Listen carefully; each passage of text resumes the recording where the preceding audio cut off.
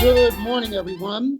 This is a public hearing of the Committee on Public Safety regarding resolution number 230640 and bill number 230510. Before we get started, I'd like to recognize Mr. Anthony Glass to read an important required announcement.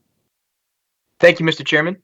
I understand that state law currently requires that the following announcement be made at the beginning of every remote public hearing as follows.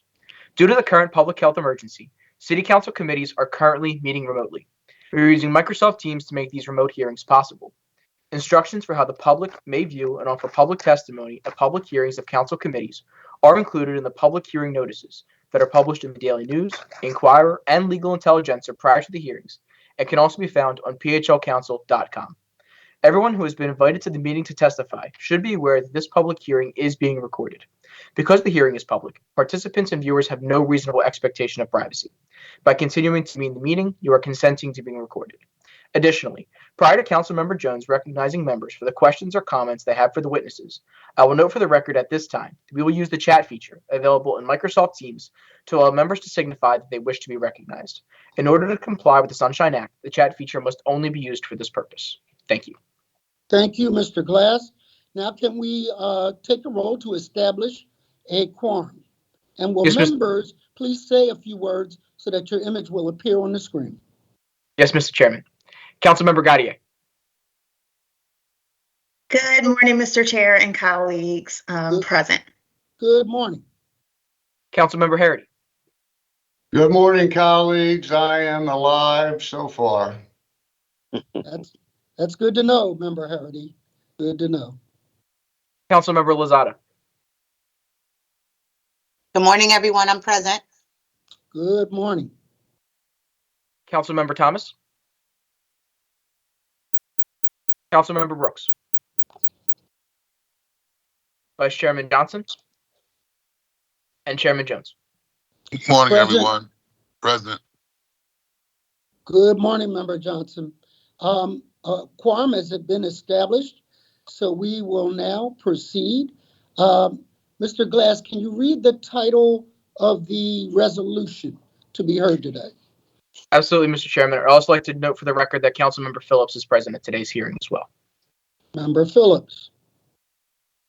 Mr. Chairman, the resolution being heard before the committee today is resolution number 230640, authorizing the Committee on Public Safety to hold a hearing to explore solutions to ongoing challenges facing the 911 Unified Call Center and the Philadelphia Police Department's investigation into the police response to a 911 call about the first victim in the July 2023 mass shooting in King Sessing.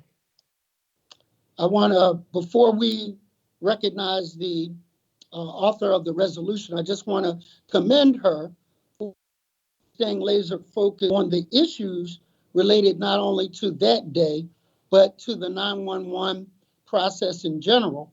I remember going on a tour of the old 911 facility with now Mayor-elect Sherelle Parker, who dove in to take notice of what some of the members of the 911 call response system were working under. And I'm glad that you've picked up that baton and have moved this issue forward.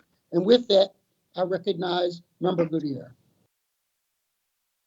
Thank you, Mr. Chair. And I was on that tour as well, and it was really you who enlightened me to how this system even works in the first place. So thank you very much for your leadership too. 911 is the bedrock of the city's entire emergency apparatus and the first step for our most sacred and solemn responsibility of keeping Philadelphians safe. It was with this in mind that more than 3 years ago, this committee zeroed in on many of the challenges experienced by 911 call centers nationwide, including here in Philadelphia, understaffing, low morale, poor retention, and recruitment struggles. City Council and the police department have been working together to tackle many of these issues, but much work remains. Our ongoing gun violence emergency means that 911 dispatch experiences an elevated call volume and that residents need emergency services more often than ever before. Philadelphians need to know that when they call 911, they will receive help every single time. Because when people call 911, they are likely experiencing one of the most traumatizing and scary moments of their entire lives. And we need to make sure that they feel supported and get the help they need.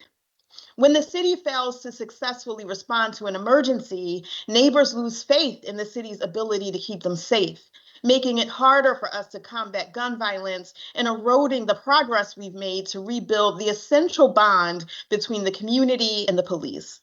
And this summer, we saw how problems with 911 can cause catastrophic consequences. On July 2nd, a King Sessing resident called 911 after hearing gunshots. A 911 dispatcher erroneously logged the crime scene as North 56th Street rather than South 56th Street and deployed officers to a location 3 miles away from where Mr. Joseph Wama Jr. lay dead. 44 hours later, Mr. Wama's alleged killer returned to the scene and allegedly murdered 4 more residents, including a 15-year-old boy, and wounded 2 more in the deadliest shooting since the Lex Street massacre.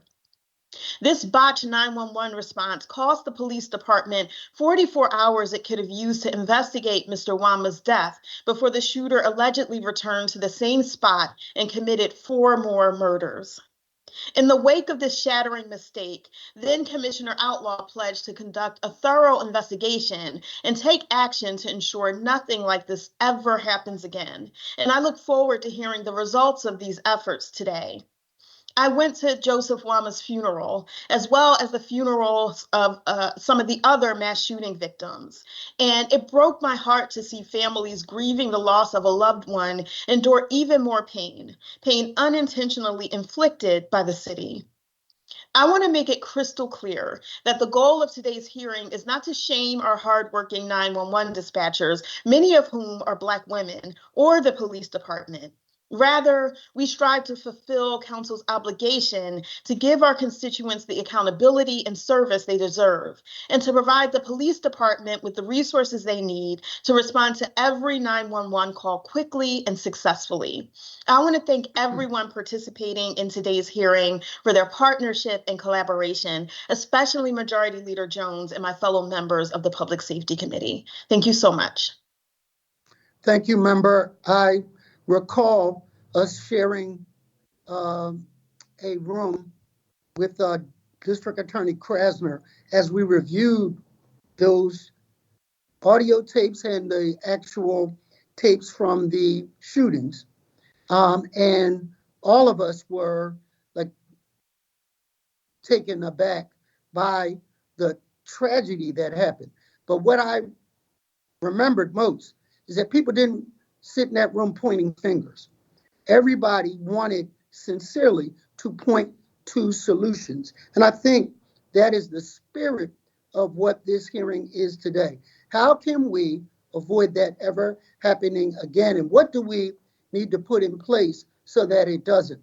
And that, I think, is always the best way to approach the imperfect in an effort to make it better. So with that, are there any other members of the Public Safety Committee that wishes to comment on this resolution at this time?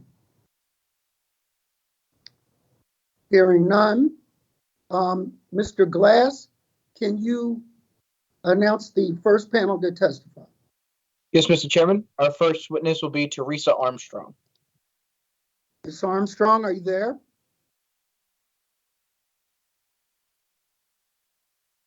Ms. Armstrong? Yes, I'm here. All righty. Good morning. Good morning. Please state your name for the record and begin your testimony. Okay, my name is Teresa Armstrong, and what I have to present is actually an incident that occurred just yesterday, last night actually, where my son's car was hit, and the same car that hit his car crashed into a building, and we called 911. The problem with that is that we sat and we waited for the police because they said the police will be there. So we waited and we waited. And after 20 minutes, we called again and we were able to speak to a dispatcher. And the dispatcher was kind of cold. Like when my son explained the situation, what had occurred, it was a male. He seemed so kind of disinterested. So after that call, we waited yet another 20, 30 minutes, waiting outside in 30 something degree weather. We waited. So my son called again. He called the 18th district. That's what he was recommended to do. So he called the 18th district. The person seemed like they were interested in at least writing a report or something. So they put him on hold for a very long period of time. And then when they reconnected with my son, they stated for him to either, and this was after 9, had to be about 10, after 10, close to like 11 o'clock last night, that he could come to the police station. And, it was already late, and the person presented themselves like they were going to do the report, but after they put them on hold and came back, it's like they changed their mind. They just wanted to get them off the phone. And they said that, call 911 again. But when my son called 911 again, they stated that someone was dispatched. We sat in the car for over an hour in the cold. No one ever showed up at all. No one. So we end up giving up, and dealing with the situation which we're dealing with right now. But also in recent past, because I've had neighbors that tend to be a nuisance, blasting music and things of that sort. And I had called 911 where no one has showed up. And not only that, when I would call 911, it would take, I don't know, it would take so much time for someone to answer. I mean, that's a problem.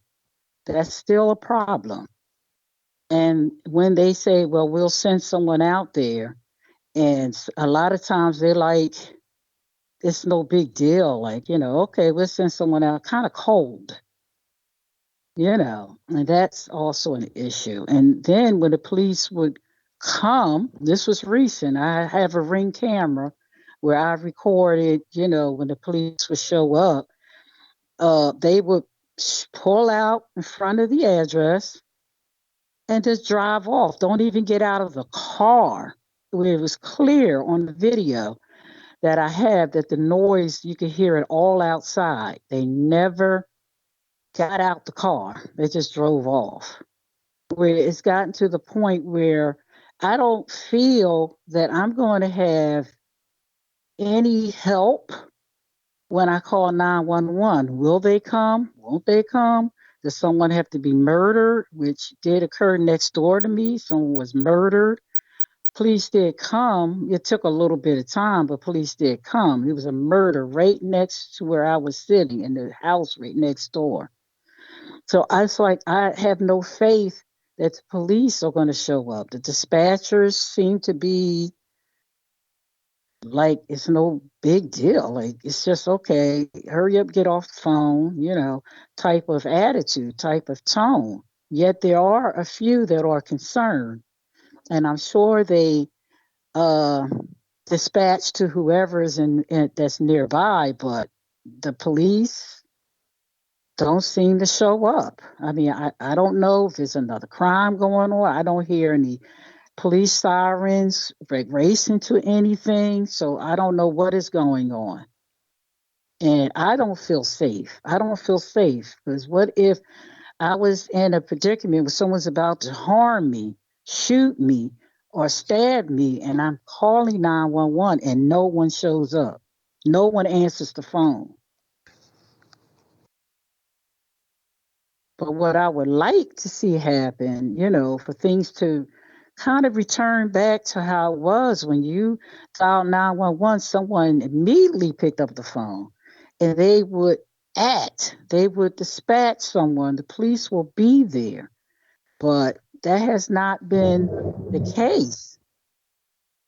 That really don't. It could be daytime. I don't feel safe in my own community because the police are just not there. You call 911, it's like, wow, no action, no anything. And I'm very, very concerned about that. So, I mean, I have different instances that have occurred, but these are the main ones, just with the fact that no one's answering the phone. Like at one time I had to call like 3 or 4 times just to get someone to pick up. And I'm like, this is crazy. I live in West Philly where where shootings and crime occurs on a regular basis around here. So, and I know there's usually police over at Sayre High School. They be sometimes in the parking lot. I know that there's usually a police officer in the vehicle up on 60th and Market Street.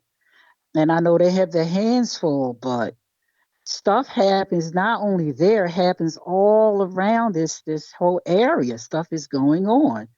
And people are dialing 911 and the police don't show up. I don't know what is going on. I have no idea, but I have a sense that I'm not safe because the police may not show up, or maybe they don't. It feels like there's no care for the citizens. For me, as an individual, I believe as citizens as a whole in this community, the police should be an entity that you can count on for emergencies, for safety. Thank you. Does that conclude your comments? Yes. Well, let me first say that we are sorry on behalf of the city of Philadelphia for your experience. And that a part of why we're having this hearing is to try to get clarification on how 911, how police respond to various levels of calls that might require different levels of intensity. But I can tell you from the tour Right. that we had over with the 911 dispatchers is that they do care.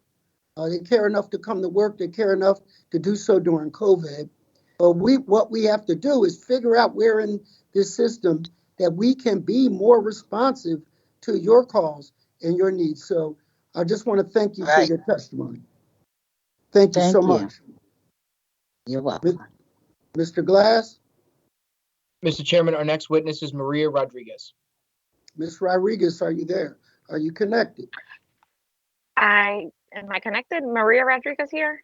Yeah, we Can you hear me? Yeah, we can hear you. Good morning. Good morning. Can you state your name again for the record and please begin your testimony? Okay, my name is Maria Rodriguez. I'm the daughter of Wilfredo Rodriguez. And my predicament occurred on July 16, 2023. Apparently, my dad lives alone. He is a hardworking man and needed help. Apparently, he was going through a stroke. And in a span of 3 days, with the graces of God, he kept on trying to call 911 with no response. Since he was having a stroke, he wasn't able to talk or communicate. But on his cell phone record, I have an indication of 28 calls done by him to 911, and there was never a call back or at least a wellness check done in his behalf. By the graces of God and the miracle, we actually still have him here with us. Severely brain damaged and due to his stroke and the lack of attention and not having medical care as he needed on time. But he is here. It's just so stressful thinking and knowing that, okay, he's calling, asking for help, living in his house alone, and not being able to get any type of response, no one knocking on his door. I mean, I know and I understand it wasn't a landline, it was a cell phone he was calling from. But on top of that, like, it wasn't, I mean, it's registered to him and to the home. I don't know if there's a possibility that it can be traced and that you could have done a wellness check on him or anything in that behalf. But sad to say, he's a 63-year-old man and disabled right now due to that. And now he's in the care of his loving family. But it's a little hard to understand that so many calls were made out and he never received a call back, or at least a wellness check to check on the home or to see his status. You know, and ever since that, it's in and out of rehabs, and it's sad. I'm so sorry. I'm so sorry for what you went through, what he went through. And I guess one of the questions we will ask is, what is the procedure for people who might be under duress that cannot verbally respond? And what does that trigger by way of a response by 911 and by the Philadelphia Police? And we will ask that question on your behalf. Thank you so much. I mean, anything would have just helped if he would have got medical attention on time. So I appreciate it. Thank you. Thank you Thank you. for your testimony. Mr. Glass, Mr. Chairman, Councilmember Gaudier would like to be recognized. Member Gardier? I just wanted to thank Ms. Rodriguez for coming to share her testimony. I'm so sorry that happened to your father, and I can only imagine how painful it must be to think about your loved one there for 3 days calling for help and not getting help. I'm really sorry that happened, and I appreciate you coming to share that testimony, even though it must be quite painful. It is. Thank you so much. It very is. Thank you, Member Gardier. Yeah, can't imagine. Mr. Glass, Mr. Chairman, our next witness is Naisha Chapman. Ms. Chapman, are you connected? Yes, good morning. I'm Good here. morning, Ms. Chapman. Can you state your name for the record and please begin your testimony? Sure. My name is Naisha Chapman. Just wanted to recognize and say good morning to Council Members Jones, Gautier, Harity, Phillips, Lozada, and Johnson. I work with many of you on a different level. So I'm glad to be here just to testify. So thank you, Council Member Gautier, for inviting me to this committee hearing today. So I just wanted to start off by saying, I'm also a public servant within the city of Philadelphia, so I do understand the roles and responsibilities of the police and 911 and dispatch. And I just want to say that on my behalf, I thank them for their service and what they do every single day, because we know it's not an easy job and an easy task.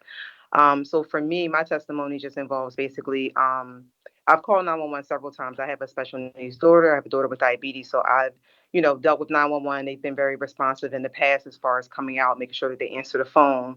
But in July of 2021, I actually witnessed, we were sitting outside of my home. It was right around July the 4th, maybe the day after. And we were all sitting outside and we witnessed a shooting. that happened literally occurred right across the street from my home. Someone was shot, and I called 911. Everybody kind of went in the house. Don't know who called 911 either, but I know I called 911, and literally the phone just rang, and that's never happened to me. To the point that I had to actually look at my phone to make sure that I did call 911 because I was not familiar with 911 not answering the phone within the first or second ring. So I did let the phone ring for about possibly 45 seconds to a minute. And then I ended up hanging up because no one was answering the phone. So I did call back again. And after another about 30 to 45 seconds, someone did answer the phone and I was able to report the shooting. The problem with that is that I was told, oh, you shouldn't have hung up because then you get put to the back of the queue. Well, as a resident and a citizen, I don't know that information. I just know that I'm calling 911, and I'm calling because there's an incident that literally just occurred in front of my door, and I'm trying to be as helpful as I can to the person who got shot. Now, the police did show up within the next couple of minutes. They did get the gentleman. They did the scoop and run technique. But unfortunately, that person, they passed away from their injuries. So my testimony is just basically to state that as a citizen that's called 911, like I said many times, I am used to someone picking up the phone again when the first and second ring. And if you're not familiar with that situation, when you're dealing with someone who's literally shot and bleeding in front of you, and you want to try to make sure that you're trying to save their life, it's already a stressful situation. You're already upset. You don't want to be on the phone and literally trying to figure out, did I call the right number? That is not the instance that you want to be in. So I just want to make sure that I am in support of whatever council is going to do to try to rectify the situation, whether it's additional training, additional support, but making sure that no one is in that situation again with their loved one if they're in a emergency situation. As a mother, in calling 911 for my daughter, time is of the essence, and you want to make sure that you are getting a response as quickly as possible. So anything that I can do to assist, anything that I can do to help out. But again, my support is with council to make sure that this bill, this resolution goes through, and that we, again, have direct response when anyone is calling 911 for whatever reason. Thank you so much for your testimony, and thank you for your advocacy in other areas throughout government. We appreciate you, and thank you for taking the time to share those experiences. Thank you. Mr. Glass? Mr. Chairman, Councilmember Lozada would like to be recognized. Member Lozada, please begin. Yes, Councilman, thank you so much. Thank you, Naisha, for your testimony. I've also been on the receiving end of calling 911 and not receiving a response as well. And so I think that part of our line of questioning as we get through this process today should be, the education around the process of 911 and what people should do and expect in situations like this when they are confronted with sometimes really scary situations, where they don't know what is happening, not just to their loved one, but to a neighbor. And how do they respond to a system that is just ringing?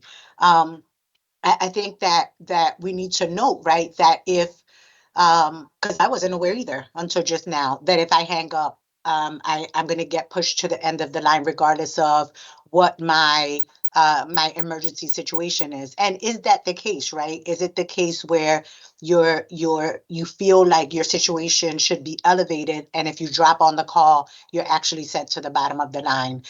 Is that a fact? And if it is not, then can we make sure that we clear that? As well as what do we do moving forward to educate community residents about situations like that? Those are good questions that we will have for the police department. I concur that what happens if you have to hang up because you're under duress in a domestic situation, or someone has you hostage and you have to hang up? What is the response to inquire as to your well-being after you hang up? And so those are systems analysis that we want to take a look at. So thank you for that, Member Lozada. Mr. Glass. Mr. Chairman, our next witness is Walt Weber. Mr. Weber, are you connected? Yes, I am. Thank you so very much for your patience. Please state your name for the record and begin your testimony. My name is Walter Weber, and I'm a resident of West Philadelphia. And I'd like to say thank you very much for the invitation to testify today. Councilman Jones, we've met several times. Thank you to Councilmember Gauthier for your work on this issue, and you are my councilperson, so thank you for my invitation. Thank you to the committee for addressing this important issue. I'm a resident of West Philadelphia, and on my block particularly, we have been affected by all of the looting that's happened 3 times now, 2020, again later in 2020, and then again on October 2nd of this year. At the end of my block, a lot of businesses were looted and destroyed. My block ends at 52nd Street, so a lot of the businesses there were, unfortunately dismantled several times. I don't know how those people are holding on. God bless them. But the most recent issue that I had contacted Councilmember Gauthier's office about was on October 2nd. And, having been through this 2 times before, I'm a parent. I have 2 young children at home. We live on a block that's mostly made up of families. There are a lot of children around, longtime residents. And all of a sudden you can hear something's happening. I go outside to check out what's happening, and I see 15 guys with hoods and masks on going down my block. Some of them with crowbars, some of them with, I don't know if they had other weapons. You can't tell. It's nighttime. Within 10 minutes, those people are at the end of my block trying to break into stores. More and more people are showing up. Cars full of people are showing up and parking and getting out as if they're going to the store to go shopping. They brought boxes and other things with them. So we called 911. It was probably around 11 p.m. Very difficult to get through. There was a lot going on that night in the city. I understand that.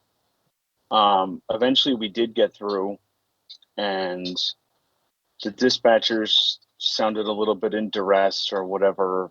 I understand. But we were in what I felt like was an emergency situation that needed a response quickly, because a quick police presence on 52nd Street would have pretty much stopped anything from happening. Instead, over the course of the next 2 hours, I continued to call 911. We received almost no police response. It took more than 2 hours for even one officer to arrive at the scene. There was a brief moment when one officer did pull up and park outside of the store, so everyone just kind of dissipated, and then as soon as they pulled off, everything started again. People were loading their cars like they were checking out from a regular store. I mean, no one was in a hurry. It was very lackadaisical.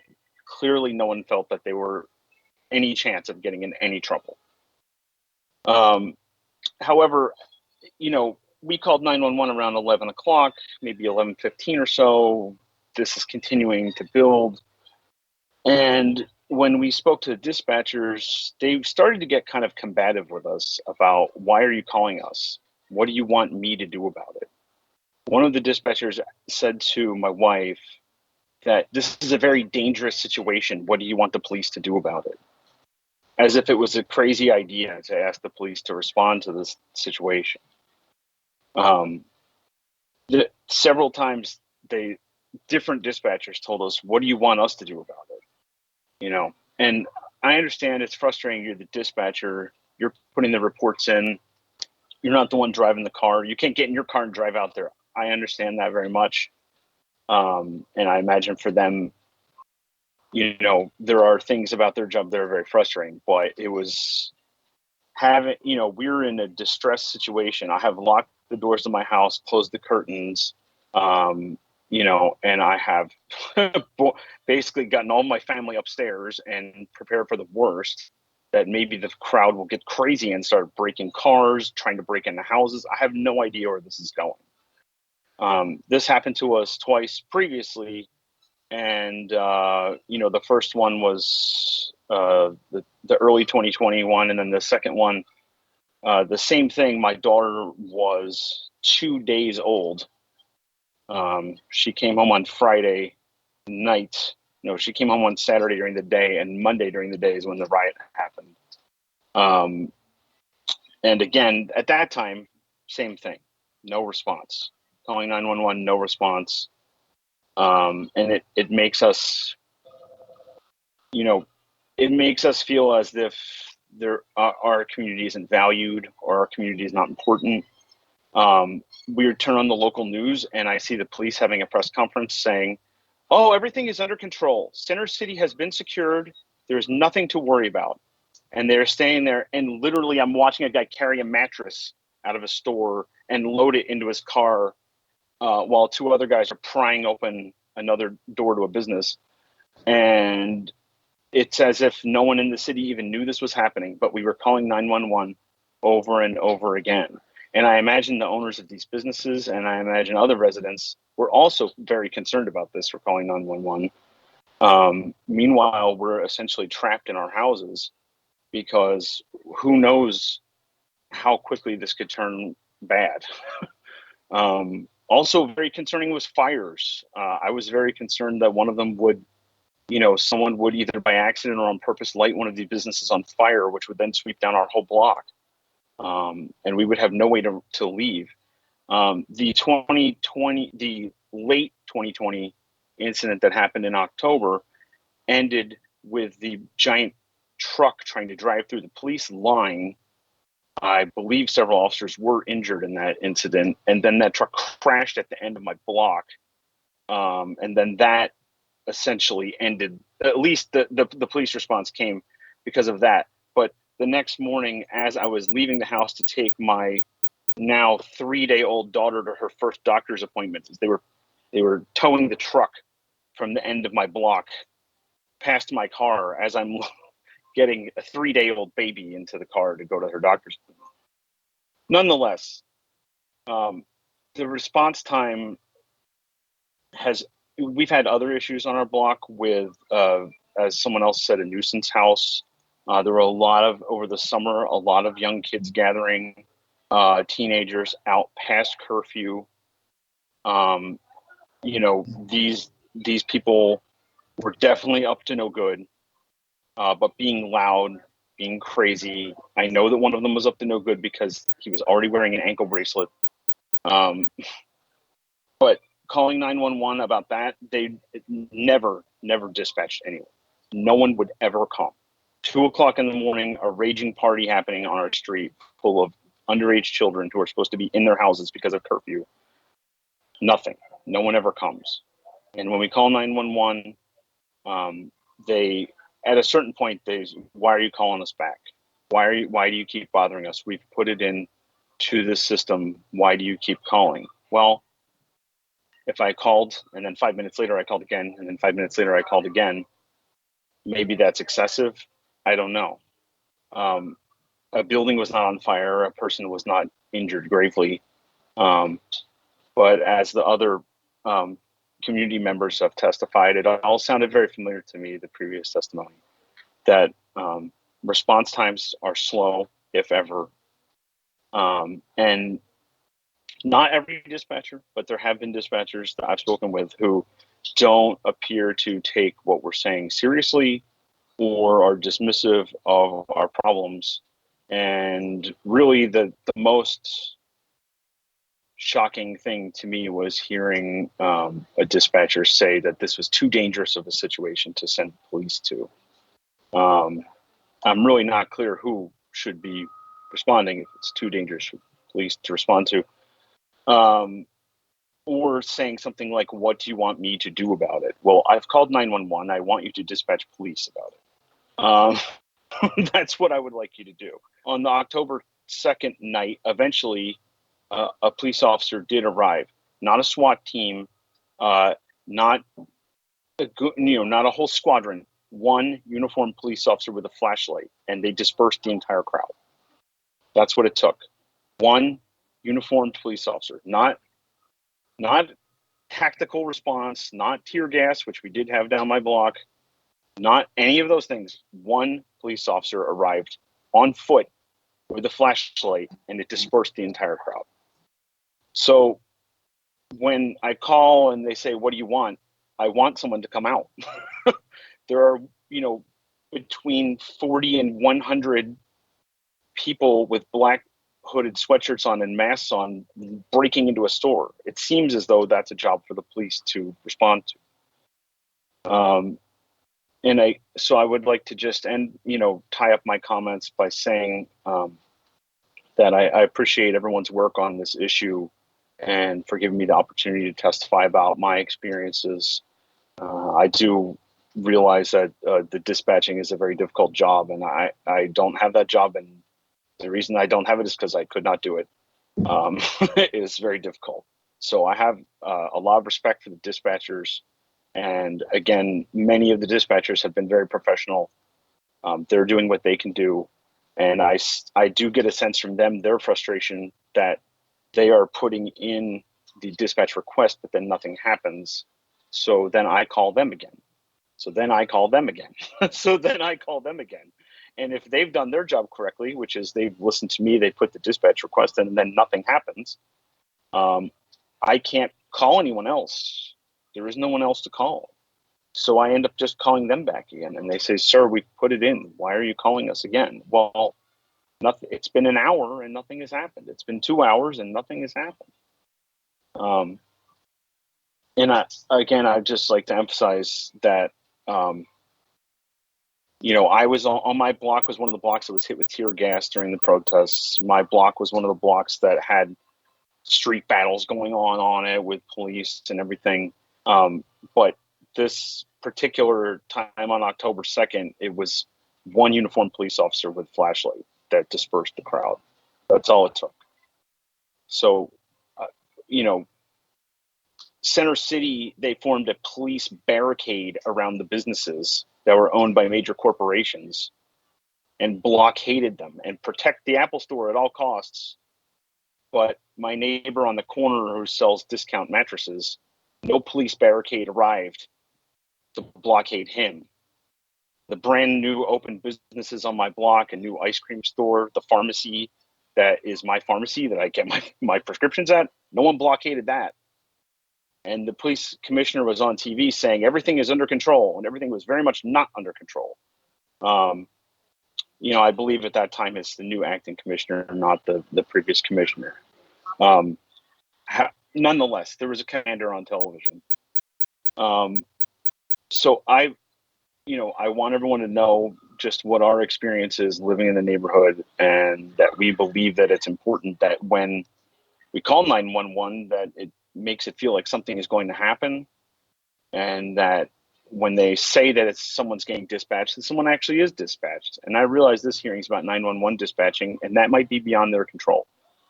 And I understand why they might get frustrated, but taking out on me in a situation where I don't feel safe in my own home at that moment, not great. So thank you very much for the opportunity to testify, and that's all I have to say.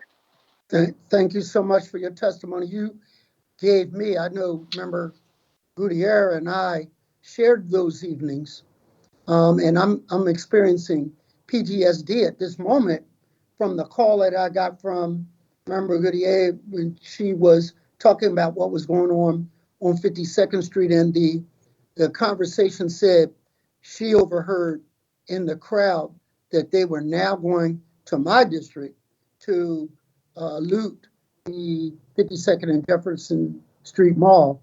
I remember that feeling of despair when I called as well and couldn't get a response because, quite frankly, the system was overwhelmed and there is no playbook for what happened those evenings. And I understand the frustration of Center City versus neighborhoods, Center City safety versus neighborhoods. And for a period of time, I can't speak for other districts, we did not get the type of response to the calls that would have given any of us comfort that evening. For about 17 hours, we kind of were on our own. And I hope that we take from that experience and what the hearing is about is what did we learn? What can we do so that we never, ever, ever have to experience that feeling of helplessness that I know, our districts are right next to each other, Jamie, and I remember your call to me telling me that they were on their way, and that feeling of dread that followed. So I'm sure, Member Gautier, would you want to respond to any of this? Thank you, Mr. Weber, for testifying. I had that same experience of feeling sort of back in that place from being on 52nd Street when tanks were rolling down and being on 52nd Street after Walter Wallace Jr. when the truck, crashed into the police. So it was horrible. But thank you for coming to share your experience. And thank you to everyone on the panel. It's very hard to hear those testimonies, but I greatly appreciate you being here to share. And I hope that you feel a sense of hope that in sharing these stories, you're helping us, you're helping council and, the police department and 911 to do whatever we need to do to fix this system and to make sure that nothing like what happened to you and your loved ones happens to other residents in the city of Philadelphia. So thank you so very much. Thank you, Member. Mr. Glass, who do we have next? Mr. Chairman, our next witness is District Council 33, Local 1637, President Gordon Zimmet. And I'd also like to note for the record that Councilmember Thomas is present as well. Welcome, Member Thomas. Duly noted for the record. Mr. President, are you available? Yes, I'm here, sir. So please state your name for the record and begin your testimony. Gordon Zimmet, President of Local 1637, which represents our 911 operators. Before I turn it over to some of our seasoned 911 operators, I would like to point out the fact, and I believe some people on this virtual hearing knows this, but I just want to reiterate again how much that this job as a 911 operator is one of, if not the most stressful, as well as one of, if not the most thankless jobs in the city of Philadelphia. And to represent the men and women that answer these calls has been a privilege of mine. However, what I would like to also point out the fact that a lot of these issues that we have been circling back around, trying to get the solutions for, are issues that we have addressed with the police department, and we are working with them. However, before I get too much into it, I do want you guys to hear from some of our dispatchers that are 911 operators that are actually the ones that answer these calls. So first, I'm going to have Tomas Rogue, who is a 911 operator, and I would like him to speak on some of his experiences. Mr. Rogue, are you connected? Yes. I'm actually in the same room as Gordon. Good morning, everybody. Good morning to the council. Good morning to the citizens of Philadelphia, because I'm one of you as well. I'm just going to come here and talk to you guys about facts, because the reality of the job is there's a lot of things that happen that unfortunately the public isn't aware about. Maybe starting with a public service announcement, allowing the public to know what the process of 911 calls is, meaning goes from a call taker. Sometimes it needs to be connected to another entity, meaning 911 fire rescue. Somebody needs dispatch for that. That's another room. It's a different entity. Dispatchers are also a separate person from the call taker. So a call taker doesn't really have any, say in reference to when the job gets dispatched. Now, as a dispatcher, I can only do as much as the streets allow me, meaning the personnel I have to utilize. So I prioritize the priorities based off of the jobs I receive. Now, unfortunately, I wish I could send an officer to every single job as soon as it comes out, but there are nights on Friday where I'll have 4 police officers working in Olney, And I have to see which domestic is more important than another domestic, which, person needs service more than another person. That is the unfortunate responsibility of a dispatcher that has to unfortunately go through the process and figure out. Now, that is not including all of our violent crimes. These are some of the numbers, just to give you an example. In 2019, we had 346 homicides. 2020, first year of COVID, that jumped by 40% to 499, but I'll round up. After that, we have not hit below 520 homicides. Now, homicides is not including shootings. We've processed 1,400 shootings 2019. After that, 2,200, 2,400, 2,500. That's year by year. That's not including aggravated assault, including firearms, which counters 4,000 jobs per year. Not including rapes, robberies, petty thefts.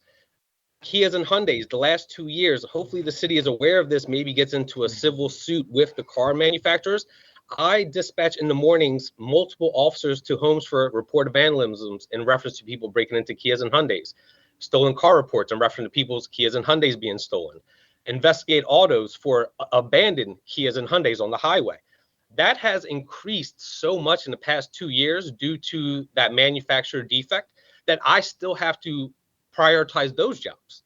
So I understand the frustration and response time, but the response time can only be so much controlled by a dispatcher as myself. Trust me, as a citizen myself, I have 2 daughters that live in Philadelphia. I've been here my whole life. I'm an immigrant myself. I came to this country for the purpose of a better life for my mother came here for a better life for me, for my children. These are things that I'm fully aware of, and I wish I could fix it. Now, the problem is we don't retain anybody. COVID took so many senior dispatchers and personnel from the room due to overworked. We worked remotely 0 days during COVID. I had COVID 3 times due to the profession I chose. Do you know what I mean? We lost so many people just to the fact of COVID, the inability to work remotely, or the fear of getting sick. There are a lot of people who are over 40, 50, well, let me rephrase, was a lot of people over 40, 50, 60 years old that did not feel safe coming to work. So these are things that have changed rapidly in the last few years. So now we're at a point where about 70% of this room has less than 4 years on, 3 years on. So they can't even begin to train or understand certain instances because they haven't processed them yet. You don't have to deal with everything every day, which is a blessing, thank God. But mass shootings, for example, like we're going to reference King Sessing. King Sessing was a mass shooting, terrible instance. That year, we processed 20 mass shootings. That's 1 of 20, unfortunately. In 2019, we only had 10. In 2020, 27. The following year, 25. So our mass shooting rate has gone up over 50%. I myself can tell you, I've handled 3 mass shootings in the last 2 years, in Broad and Olney and on Germantown Avenue. These are things that I process myself. These are things the officers on the street have to process. Do you know what I mean? People don't want to deal with the post-traumatic stress of the job without proper compensation. And that is real issue right here. The lack of retention, the inability to have good personnel is because we're getting paid $47,000 a year to sit and spend Thanksgiving at 400 North Broad Street. I haven't had Thanksgiving with my children in 8 years. My daughters have never had Thanksgiving dinner with me. Now I'm not complaining because I signed up for this. But at a certain point, people need to be appreciated and need to be compensated properly for the things that they are doing. And the people I work with are superstars. Superstars. They come in, they sacrifice family time, they sacrifice birthdays, they sacrifice their own well-being, like I said, because of COVID, to do a job. And these people need to be finally rewarded and appreciated for that. So what I think we need to do is overhaul the room in a sense of, first off, we need at least $15,000 more. And I'm not saying that just picking a number out of the air, because I can move to Bucks County right now and make $12,000 more instantaneously, not including my years of experience, all my certifications and everything like that. So Bucks County, for example, has a tier system. You start as a dispatcher, but then you can become a dispatch supervisor. Then you have the ability to move into a management position. Now, I'm only going to mention Bucks because I can inundate you with all the different counties, states, and everything, and everybody has the tier process. But in that same breath, if you raise the pay, you also attract a different type of employee. So with that said, with the higher pay rate, make it not harder, but make the qualifications make sense with what my job title is. So for example, test on multitasking skills. I work off of 5 screens simultaneously on the dispatch side. My job, I will be talking to one person, typing for another. That's just the reality of my job. But we can test for that prior to coming into the room. People's reaction time, the ability to hear something and what is your response to that? That has a lot to do with, dispatching and call taking. A reading and writing comprehension. Something as simple as that would help you realize who do you have and what kind of personnel are you about to hire. Verbal skills and short-term memory retention skills. These are also things that are very important on the dispatch and call taking side because we process so much information. I might take 200 calls on a Friday night, 250 calls, or on dispatching, me and my partner in a Friday, Saturday night, we might dispatch over 600 jobs. So there are times where jobs are in reference to other jobs. You need the ability to connect dots sometimes. But these are things that we need to assess prior to getting into the room, because if I'm spending 4 months training a dispatcher who I know, 1, doesn't have the qualifications, 2, doesn't have the skills, and 3, really doesn't care about the job, I'm wasting my time, I'm wasting the city's time and the city's money at that point. And there are people, I can tell you right now, 10 minutes within a conversation, I know that they're not built for this job. And that's nothing against them because it's just not for everybody. Do you know what I mean?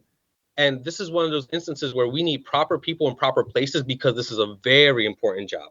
We are, like you said, we are the first line of response to the police department. So we need empathy. We need people who are sympathetic. We need people who know how to speak to individuals because that dictates a lot, not even to the person who's calling, but the officer responding. If I'm on a phone call and I give you a terrible experience on the phone, you're going to give that energy back to that officer.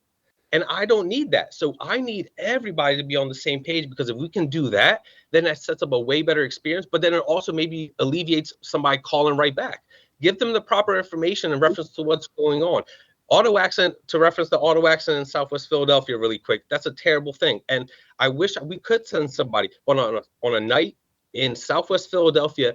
Everything is based off of what's going on in the neighborhood. So there might have been a shooting 4, 5, 6 blocks away. As soon as you get a shooting, that ties up 6, 7 officers. You got to hold a scene. You might have to transport complainants. You might have to go to a hospital, with a victim. There are so many different things. Not only that, but they also have to process that job. They also have to give the person who called that job in the proper time and explanation of what goes on going forward. You know what I mean?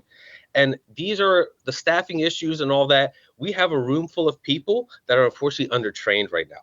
And we have no reason as senior people to stay anymore, because all we're doing is training without any kind of promise of anything changing. We don't get stress pay. We don't get stress days. We don't have any type of ability to really express ourselves unless we go to EAP, which is our employee assistance program, and talk to a psychiatrist. Do you know what I mean? And there's a lot of things that we can do to change this room, but it all starts, unfortunately, in the sense of retaining employees and attracting employees who have the qualifications. And unfortunately, that's a money issue. And like I said, a pay bump of $15,000, like I said, to the 47 we're making right now, seems very minimal to me, but it's a starting point. Also, to give another example, we did have civilian supervisors in the room in police radio previously. In 1989, a civilian supervisor was making $55,000 a year. 55 in 1989. I am a senior dispatcher, which is something that we just started, which the premise is amazing, but the pay difference between a senior dispatcher and regular dispatcher is $1,100. So after taxes, we're talking about $700 additionally a year. That's almost laughable in terms of what the message is supposed to be. That's not going to retain anybody, because as someone who with time on, it's almost disrespectful as that being a pay bump. That's nothing real. Do you know what I mean? So as a civilian supervisor in 1989 made 55 grand, but I'm at 52 in 2023, you already know the math just doesn't make sense. Sorry to talk everybody's ear off. My apologies. No, I think your testimony was insightful, but I want to let you know that we absolutely appreciate the job you and those dispatchers do. And Member Gutierrez, now Mayor-elect Parker, we walked around there and saw those conditions that people were almost mandatory to work in. Wasn't very safe We during. we Wasn't actually very did safe. have mandatory. I apologize. During the riots, we were doing 12-hour shifts. That's another part of the job that we don't discuss because again, we signed up for that. But there were times where I would have something planned. They'd be like, "Oh no, we're short personnel. You got to stay an additional 4 hours mandatory." These are things that we've all gone through in this room. You know what I mean? We're here just like everybody else. And not to cut you off, but like I said, we understand the mandatory because we did that. We do the hours. We put the time in. So when we were there, we heard from dispatchers that talked about childcare issues that came about when mandatory overtime was presented to them with an offer that they could not refuse. The good news is what I'm trying to tell you is that Mayor-elect Parker understands that in a close and personal way based on those visits, not visit. So that, hopefully down the line, we'll be able to address some of those things. But let me just go back to your testimony. And what I appreciated is we need to do a better job of educating the public as to how you, as dispatchers, prioritize jobs. And it might give some understanding to if there's a murder versus a shooting versus someone's porch furniture being stolen. And those things to the people that are undergoing them, they don't, there's an urgency when they call, but there has to be a priority when you guys go through how you respond. And that education process should happen. I'll also go on to say is that stress level that you deal with every day, you talk to people on their worst day, when they're going through traumatic occurrences within their homes and their communities. So there is a level of urgency that you guys sometimes cannot emotionally match their energy because you have to take down the facts. And that kind of difference in intensity often can come off as less than sympathetic. But what I want is not sympathy. I want accuracy in what address is being taken down and whether or not the people that you're responding to have mental health issues that need co-responders. And taking down those facts is methodical and only trained professionals. You touched on that. That we need to do different testing to determine if people have the aptitude to be able to remember half of the things that are being said at an emotionally charged incident. But I want to let you know, we hear you, and we are having this hearing because of it. Member Gutierrez?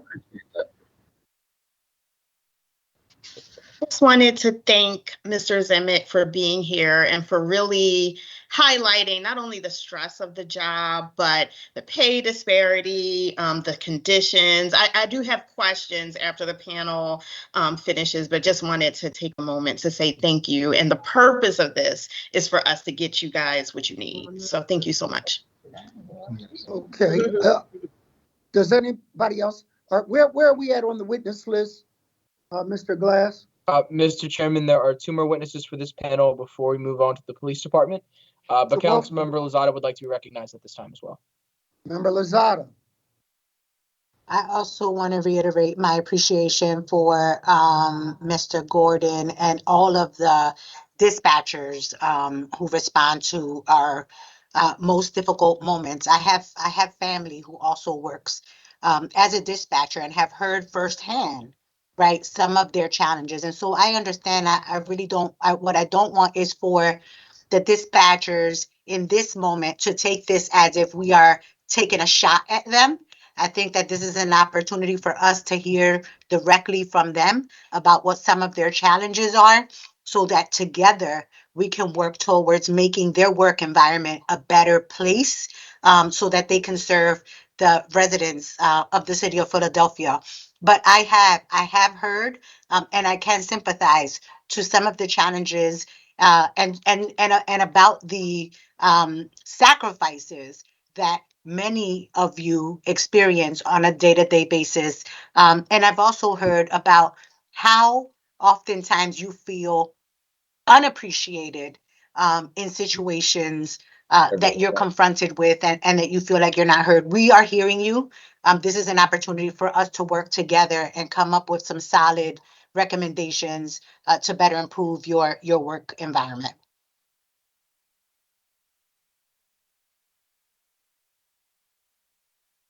Thank you very much. Mr. Chair, can I just jump in and echo the sentiments of all of other council members and just communicate my appreciation for DC 33 and the workers? This is informative and disheartening at the same time. So just wanted to add to the course of the choir. Thank you, sir. Thank you, Member Thomas. You hit the nail right on the head with it's informative and disheartening all at the same exact time. So I'm gonna Member Harity, would you continue to witness for a second? I have to attend to a separate matter. It'll be about 5 minutes.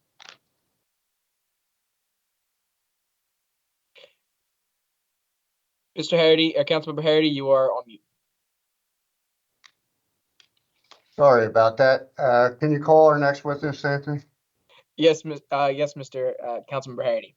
Our next witness will be Latifa Bashir.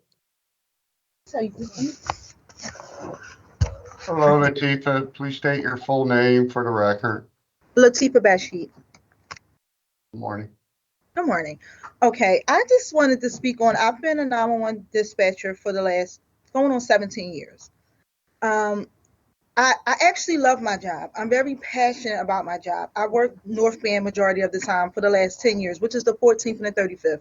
A1 district, very busy. I'm saying that to say, when I first started, Friday, Saturday, and Sundays were busy for us.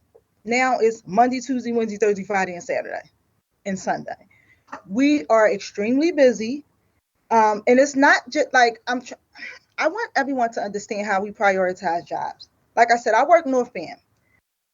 On a regular night, we might have 3 police officers that I can actually delegate jobs to. We have more police on the street, but I can't give them jobs, if that makes any sense. They're there for like priority shootings, robberies, theft, vehicle theft, stuff like that. So with me saying that, when we get, some nights I might have 25 jobs pending.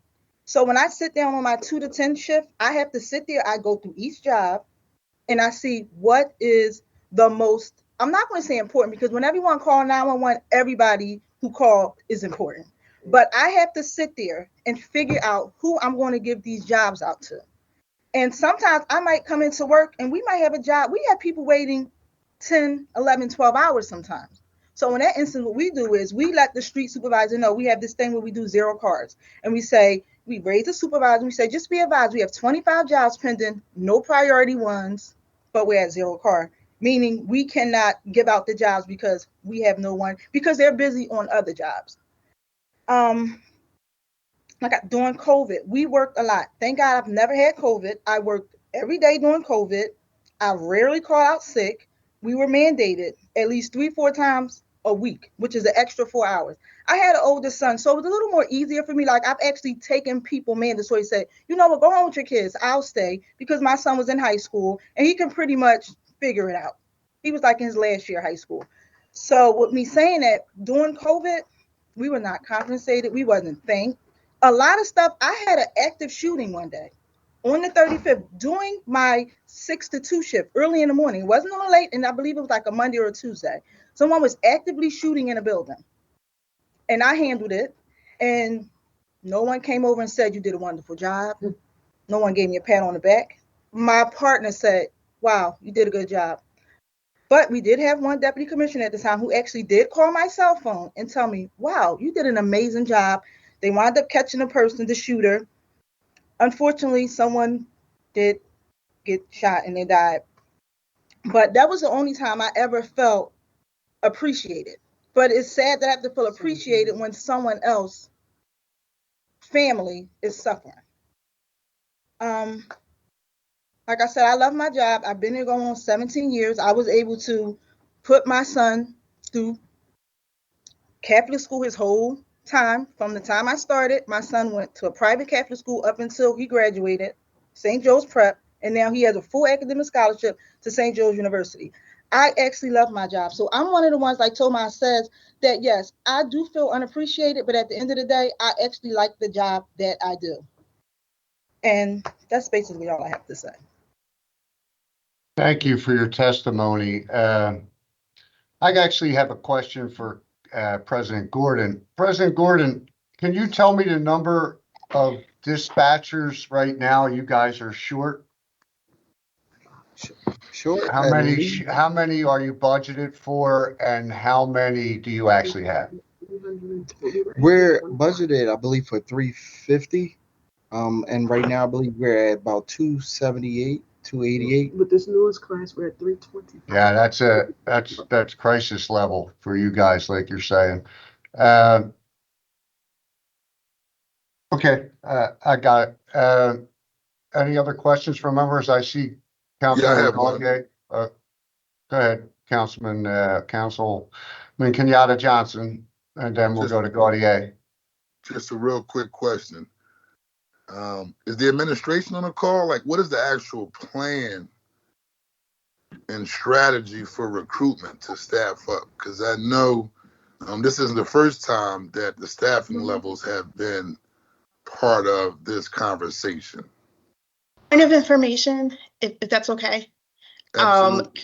Councilmember Johnson, I mean, we're free to let Mr. Zimmett respond, but we also have PPD on the next panel, and Okay, cool. A lot of that will be discussed. I'll wait. I just wanted to get an idea, but I know that staffing issue keeps coming up over and over. So I just wanted to tell Mr. Gordon, the young lady that's working with you, could you slide that over? Okay, can I just, I'm sorry, go ahead with your question. I apologize. Not a question. I appreciate you. Thank you for your hard work. Thank you for your dedication. Now, I look at it as a real public service job. I don't think people recognize the trauma that you deal with when you actually call and somebody's on the other side of the phone who actually understands what you're going through and kind of walk you through a process, right? And so I appreciate everything that you're doing. I do, and I'll talk more about this with the police department, though, but we do have to make sure y'all support it from a level of staffing standpoint, because I personally was in a situation with my son in a shootout on the corner of my block. And I'm a council person, but no one knows that on the other side of the call, and nobody came. Nobody, no response, no nothing. So I just called the people I knew in the police department off my cell phone to get a response. And so for me, it's about fixing what needs to be fixed and supporting y'all in terms of the work that y'all are doing. And it's incumbent upon us as a city to get it done right. Thank you very much. And thank you for, go ahead. Okay, I just wanted to say in response to what you just said, I'm sure someone answered 911 when they called for the shooting.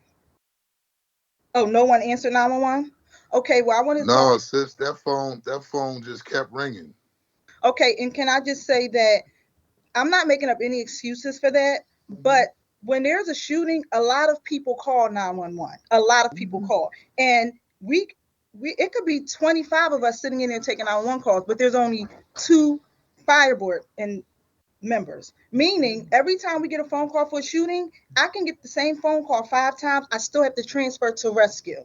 And a lot of the time, there's only 2 people working in rescue for the whole city. And the phone Yes, young lady, and I think the point that we're getting at from the staffing support standpoint is that the administration have to figure this out. I mean, it's totally unacceptable. That's why my colleague is calling this hearing, but probably it's more unacceptable that this is the second time we're having a hearing on the same exact topic, which means nothing has been done from the last time in terms of moving the city forward around this particular issue. And so I'm just here to be supportive, but I didn't want to let you get off by recognizing that you are appreciated. Want you to know that. Like, we appreciate you. So I just wanted to make sure you recognize that there are folks in government Well, we're not pointing the fingers. We recognize that something needs to be done. But in terms of the workers, we definitely support you. So I just want you to know that. Okay, well, thank you. You're welcome. Thank you, Mr. Harity. Welcome. Yeah, Councilwoman Gautier, do you still have questions? I have a brief comment. I just wanted to say to Ms. Bashi, you did a good job, and we appreciate you. And we have to figure out as a city how to express that in a better way. So thank you so much. Yeah, I mean, we all owe you guys a debt of gratitude for sure. You know, I'm a son of a police officer, so you know, I've heard the stories. I know what you guys do. I mean, just you know, you're the first line of defense. You know what I mean? Between giving advice on how to stop the gunshot thing and or you know, whatever it is. So just know that us here on council, we respect you. We respect what you do. All we're trying to do with this is figure out how we help you. What would be the best way to give you the resources that you guys need in order to be able to do the job the way it used to be done? As so many of our other testifiers testified that, you know, they know the difference between when they used to call 911 a few years back to calling 911 now, which the numbers that you guys are saying, 350 to 278, that's a big difference when it comes to dispatchers. I mean, like, I get it, you know, so just know that we respect and we thank you for what you do. And this is in no way a way to try to push blame on anybody. We just want to know what we got to do to fix it to make Philadelphia safer. So thank you. Anthony, anything else going on? Yes, Councilmember Harity. Our next witness for this panel is Michelle Jordan. Ms. Jordan, are you ready to testify? Yes, I am, sir. Hi, my How name are is you? Go Hi. ahead. I'm sorry. My name is Michelle Jordan. I've been a dispatcher for 15 years, and I have seen many, many changes. And I think my colleagues in here right now they've spoken on a lot of things that I guess I was going to say. So I'm going to tell you about our morale and why it's so low, what's causing it, and just to piggyback on a lot of things. The morale starts with feeling unappreciated. The morale starts with feeling just last month I sat and talked on the air, and I was the voice that you heard on channel 29, 17, 63 when the officer was killed at the airport. I was that voice. I was on that air for 5 hours straight. I did not get up to take a break. I did not get up to eat my lunch. I didn't get up to do anything. I had to be told, hey, hurry up and go do something, but come right back. So I had bigwigs come into the room where I was dispatching. I was on J-Band, which is our citywide band that can speak and talk to all entities that Philadelphia consumes. And you know what I got? I got nothing. I got a Wawa, have a shorty and soda on us the next day. I never got appreciated. I never got told, you did a great job. I know you're tired. Maybe you should stay home today, because you know what? We work with these officers every day. And just like the city of Philadelphia, you're calling on your worst days when you are calling 911. This is the officers' worst days too sometimes. And we deal with that. We internalize. We continuously internalize. Our job is one of the worst cases of whisper down the lane that you can imagine, because of retention ratings. Our supervisors' retention ratings are just as worse as the dispatchers themselves. So that's something that the police have to address. But because of that, our supervisors then rely on us to tell them when we are doing wrong, or rely on the public to call and say, hey, I had a bad experience with 911, and then rely on us once again to objectify and figure out what was wrong with that call, or why the dispatching was wrong, So imagine being told to tell yourself or your counterparts you're not a supervisor, but the supervisor's job has then been delegated to a dispatcher to figure out what we did wrong, and then they then plagiarize almost and say, hey, now we figured out what you did wrong and now you're in trouble. It's a lot. It encompasses a lot. Our morale is so low. There is nothing that says anything about us being so-called senior dispatchers. Senior dispatcher is someone that has been there for 3 years or more. I think that's a slap in the face to someone that's been there for 15 years, and a 3-year veteran versus a 15-year veteran is making what is that total? Maybe $10 a pay. Yeah. It's a slap in the face. We do need to bring in civilian supervision. And we also need to have people that are dedicated, which dispatchers are dedicated to the room. I am dedicated to that room. I took prestige in this job. I hold this job in such a higher position that when I speak on this job, my feelings are hurt. My feelings are hurt that we even have to have this hearing, because we work together. We work very hard, and we have seen that COVID has brought in 150 or more people, and we're having the hardest time keeping them, retaining them, training them properly. And at this point, it's a definite struggle. We have a ratio of maybe 20 veterans to 70 brand new people on a shift. That explains itself. That explains some of our issues. Not just that, our staffing levels, when you're saying we're not answering, there is some mathematician that I do not know. We never get an answer as to who the mathematician is, but the mathematician that tells us that our room only deserves to have 20 call takers, 20 on a Friday night. We have 45 seats for you to be able to call take, so that every call gets answered and in a responsible time. So our goal is to have all calls answered in 10 seconds or less. But on a Friday night, where we know even on this 90-degree day, as soon as it's nice out, we have multiple crimes happening at the same time, shootings. And so imagine the phones are, your call is going to be in a queue. It's going to overring. It's going to cause a problem. But we have to ask the police department why they're utilizing numbers based on 2009. Why are you using those numbers? Why do you think that on a Friday night between 3 and 11, you only need 18 call takers or 20 call takers? It's inappropriate at this point. And no, we're not including the math of Philadelphia's growing every day. Every year, we went from 3,000 people to 3 million people. I'm sorry. 4 years ago? We're at 6 million people now. We doubled in size, but we did not double in call takers. We did not double anything that we do. Our strategies on how we handle things has not changed, and we need change. And we need for the veterans to feel, the veteran dispatchers to feel appreciated and utilized properly, but also compensated for being able to teach. We can teach. We are good at what we do. I wouldn't stay here if I wasn't.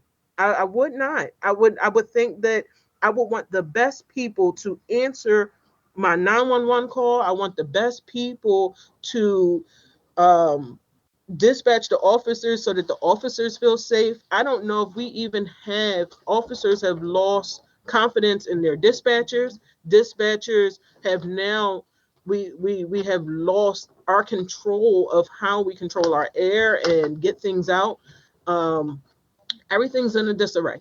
And at this point, I've done this so long, and I never thought that I would start looking for another job. I never thought that I really thought I would retire from the city.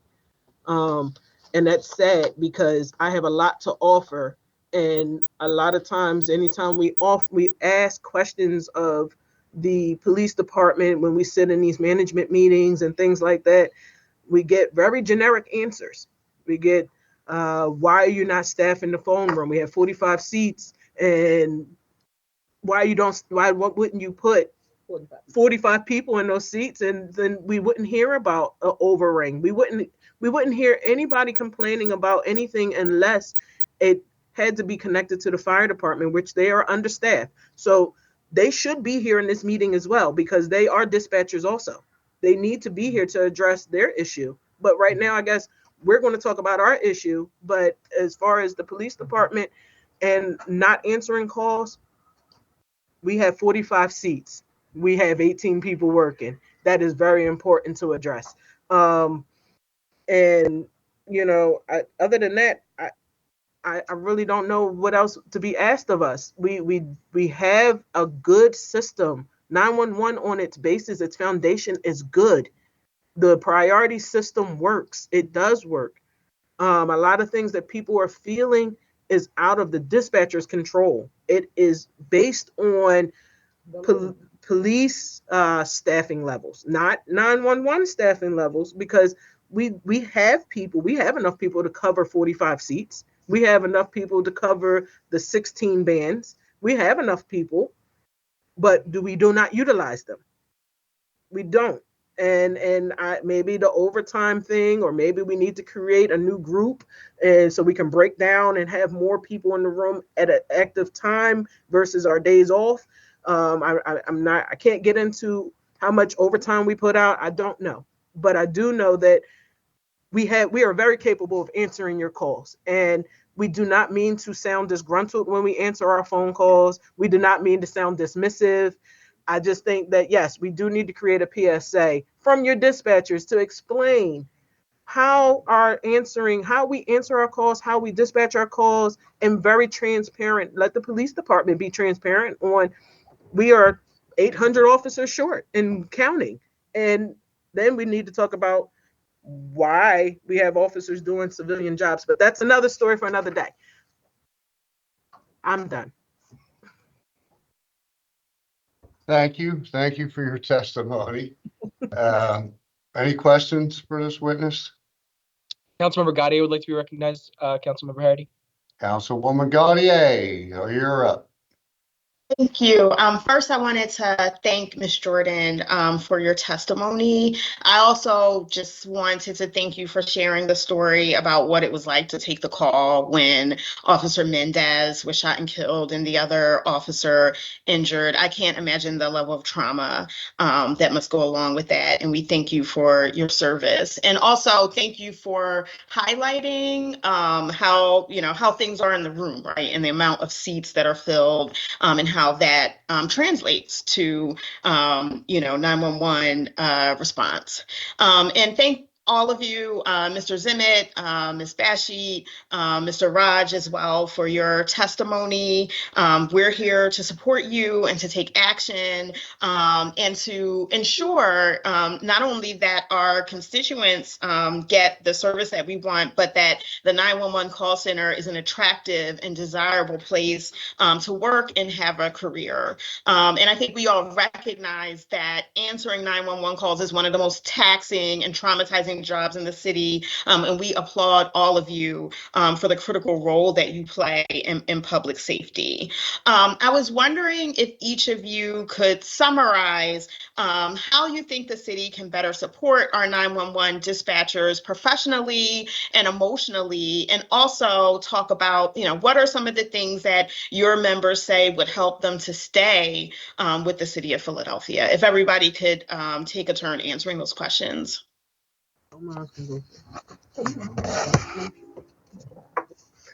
Tomas again. Uh-oh. Wait. Screen went black. Uh-oh.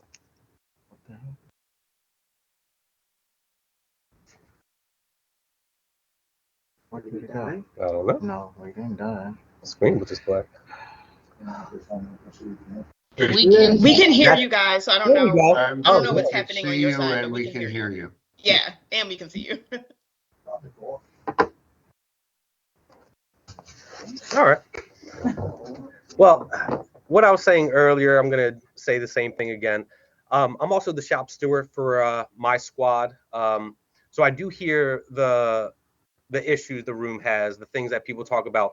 And a lot of the issues have to do with monetary things. And not to make it about money, but money in itself brings respect, brings appreciation, brings consideration that people know what people are going through. We're all civilians. None of us are sworn.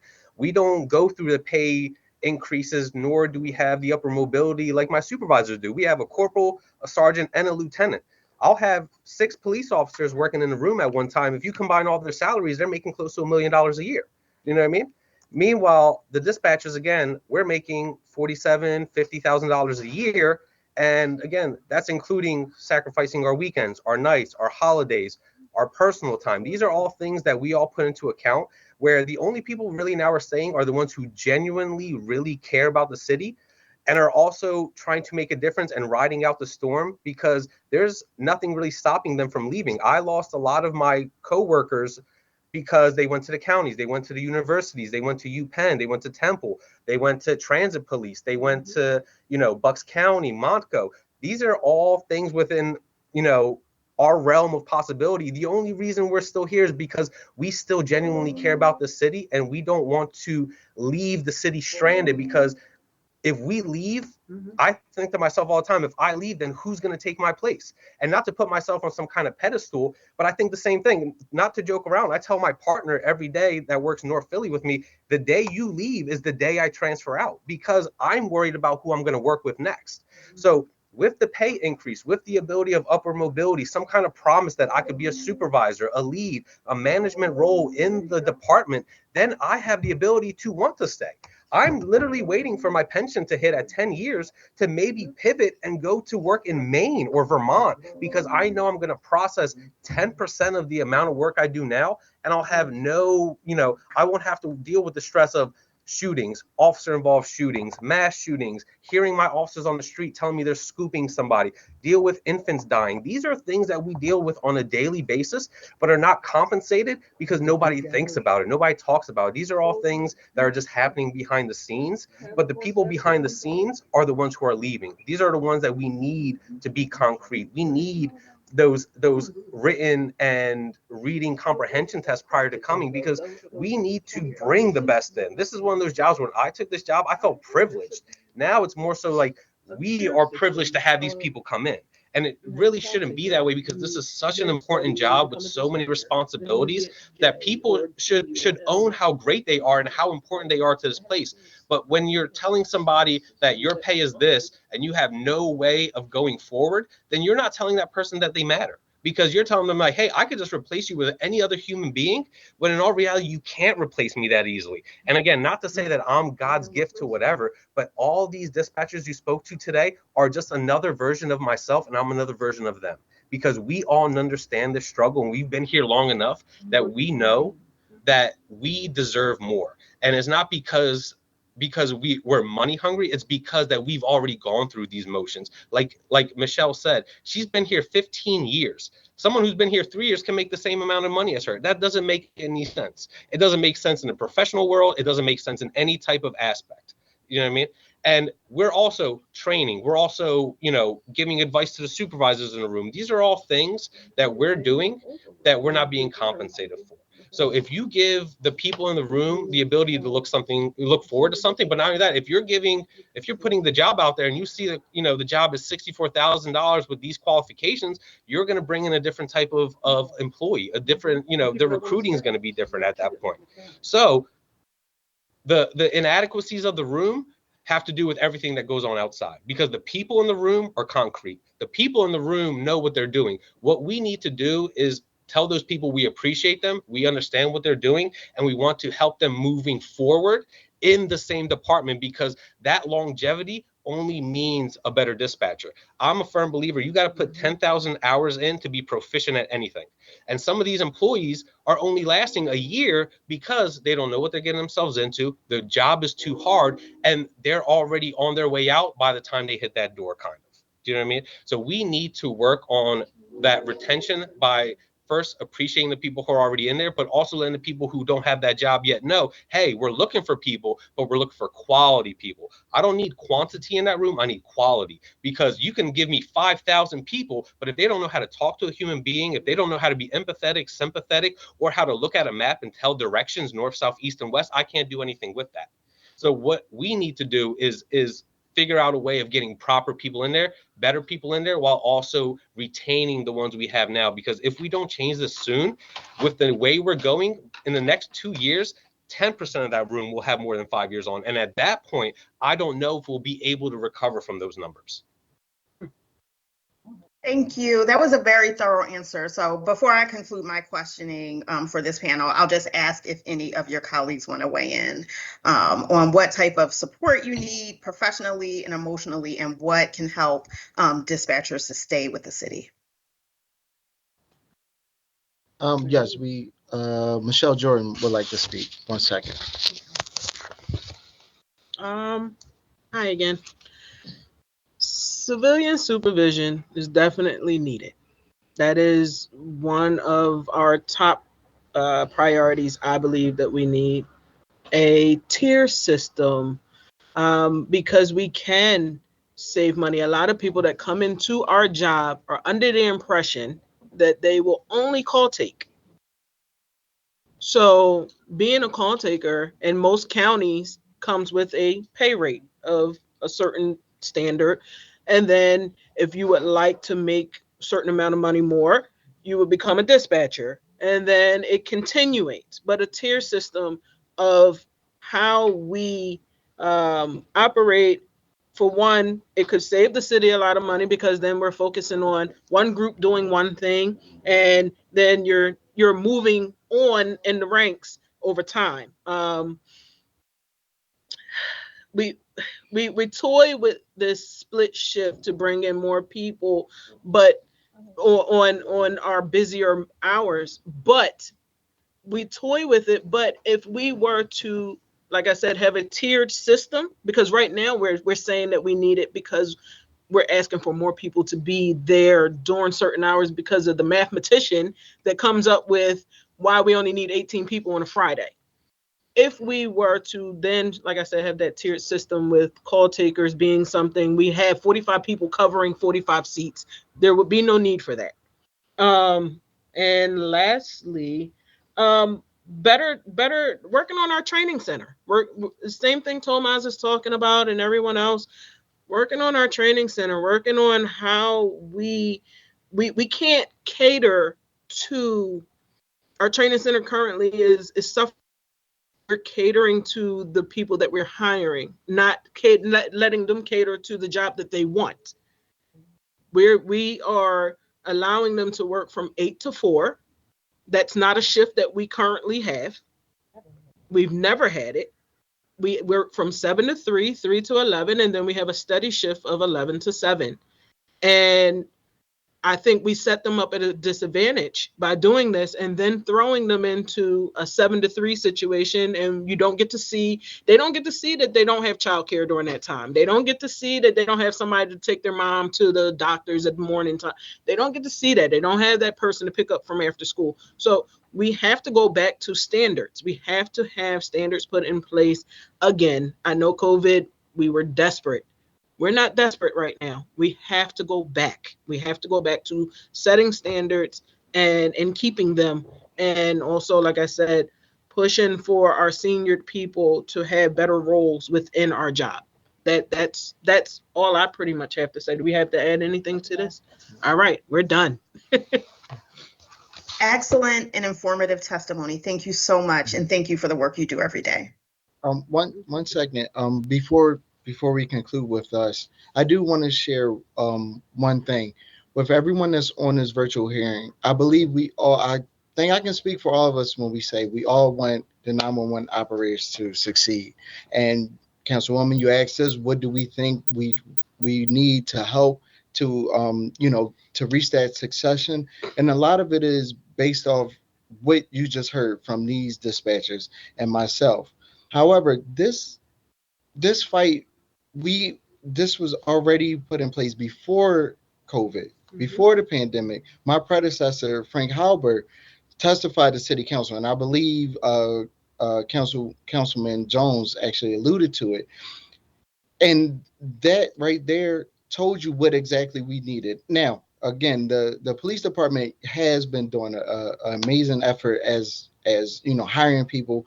However, the problem is now our retention. And before, we had other agreements put in place with the prior chief that we don't now. A lot of those things need to be revisited. As Michelle just said, our training center is currently the 311 center of the 311 center who actually is not working there. Where are they working remote? I'm not sure. That's not for me to speak on.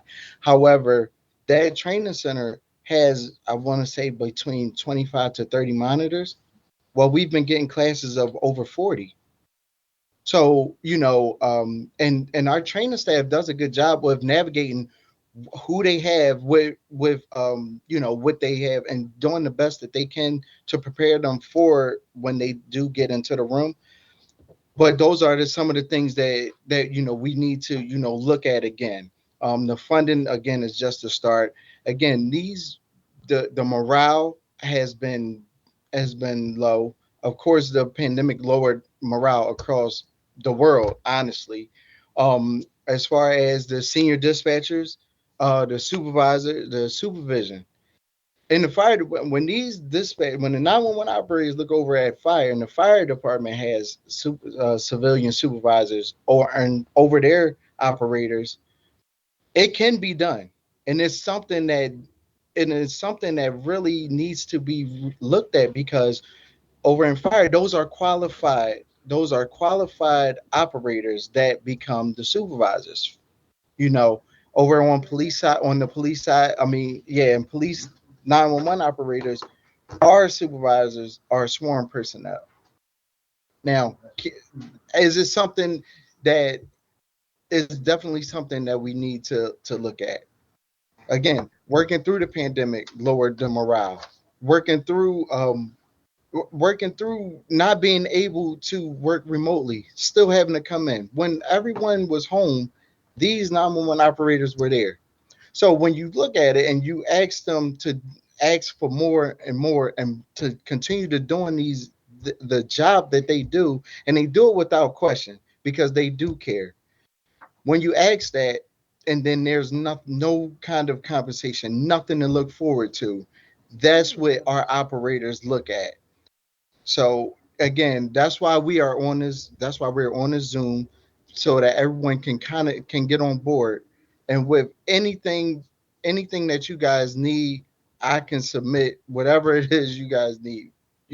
Any person on this Zoom call or any council member. Thank you, Mr. Zemmit. And I hear the frustration in your voice, and I hear that you guys don't want to keep coming to the same hearing, saying the same things. But sometimes progress takes many steps, right? And Councilmember Jones started this off. We moved forward. We got more people. And now, together, we're going to move it even further, hopefully with the support of the new mayor also. So thank you for coming to the hearing. Thank you guys for sharing your testimony. It's really critical in getting us to a different place. Thank you. Thank you so much, Member. Thank you so much, Member Harity, for getting my back while we were there. Where are we, Mr. Glass? Mr. Chairman, we are now ready for our final panel, the Philadelphia Police Departments. That'll be Commissioner John Stanford, and Deputy Commissioner Krista Dahl-Campbell. Thank you so very much. Commissioner, are you there?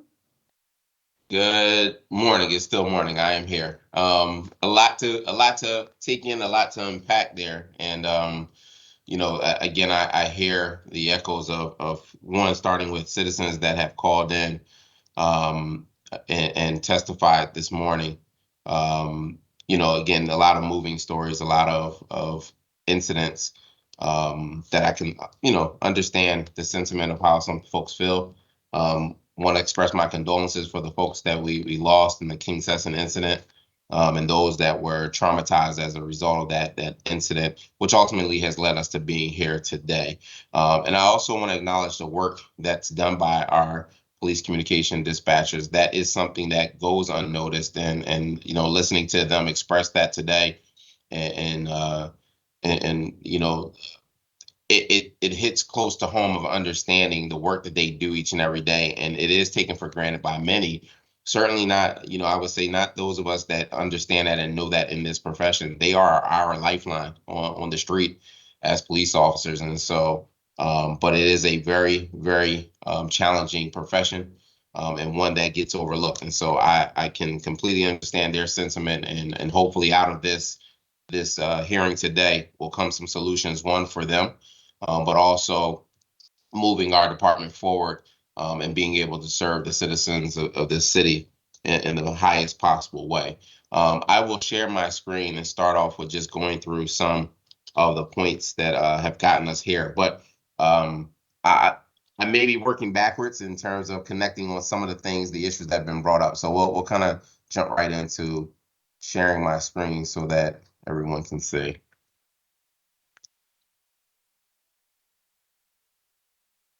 All right, so the first thing that was discussed here, as it relates to the dispatcher pay, and so one of the things that we looked at as a result of analyzing what has been going on with our communications group, the yearly pay, minimum pay is around just over $42,000, and looking at the averages across the country would be somewhere around 47,000. Our yearly maximum is around 53,700.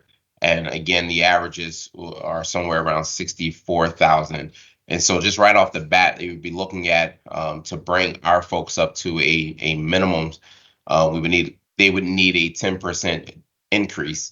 And to bring them up to a maximum, you would need a 17% increase. And so I think I heard one of them expressing that early on in testimony, that an increase in the pay levels would definitely do some significance in terms of retention, and even so much as hiring folks that are interested in this profession, and quite frankly, individuals that would be able to feed their families based upon a salary that would reflect the work that's being done. And to be quite blunt about it, even those pay amounts still don't reflect the work that they're doing each and every day. When you get into the totals, one of the things that we also discussed on this call, on this hearing, is around our employment breakdown. So since 2020, you can see the numbers have significantly increased. 21 people were hired in 2020, 103 in 21, 113 in 22, and then 118 so far this year. So this year has been the highest over the past 4 years, giving us a total of 355 people that have been hired over that period of time. The problem is retaining them. And so we have lost 304 during that same amount of time. And so it's one of those things where, we're not covering much ground in the amount that we're hiring because of the retention issue. And so right now, I think we're staffed at just a little over 300, but quite naturally needing much more to address the needs and the workload that rests at radio each and every day. As it relates to the 911 calls, and I heard a couple different community members express a couple different issues, but around their calls for service and how long it takes to answer 911. So our overall goal is to answer 90% of those calls in under 10 seconds. And you can see the red line there is the baseline for that 90% of the calls threshold. And so you can see this year in 2023, that number has been fluctuating in the 80s, which has been significantly higher than previous years as far as the wait time when folks call 911. But you can also see since August, that number has been above that 90 percentile for answering those calls in under 10 seconds. And that's something that's actually monitored and looked at each and every day. That's something we started doing since, essentially reviewing our process and looking at what we've been doing, that's one of the things that we look at and review each and every day to try to stay within that goal of answering 911 calls within that 10-second time frame. So what brought us here in the hearing itself, and I'm not going to rehash everything because Councilmember Gautier, you kind of went over this initially, but bringing us back to the fact that it was the incident that happened in early July, in which a citizen called 911 and reported a shooting incident after hearing gunshots. And so that information was received improperly, and the wrong address was placed into the system of 1600 North 56th Street when it was actually 1500 South 56th Street. As a result, our officers responded to the location, but obviously we know that the result was that this was not the proper location. As a result of that, we put together a working group to pretty much review our practices, and that working group consisted of research and planning, communications, police radio communications, patrol, our chief strategy office, as well as the legal department, and to look at what our policies reflected and what we needed to change. And so out of that, we were able to make some changes almost immediately, and some others are going to be more long term. So one of the things that we did was the police communication dispatcher involved in that call went back through a training session, identifying what was wrong or what could have been done, looking at improvements, and just retraining around that initial incident.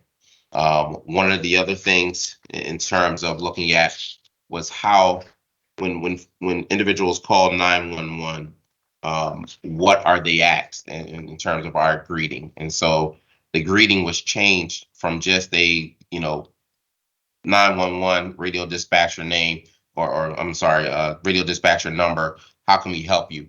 That message, that greeting was changed to now when you call 911, that 911 call taker will provide their radio dispatch number. They will ask the question, what is the location of your emergency? And does this address have a directional indicator, meaning north, south, east, or west?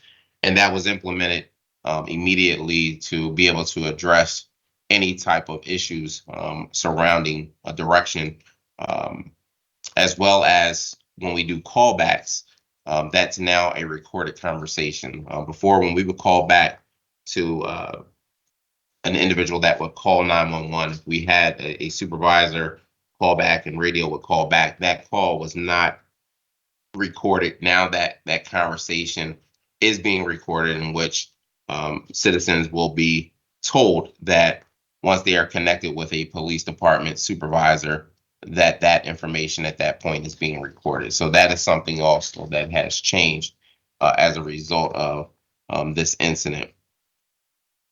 The long-term solution, and heard it in terms of around training concerns, but one of the long-term solution is implementing a vendor-based calling, taking a procedure solution that will essentially come with pre-formatted questions for the call taker to utilize when citizens are calling 911.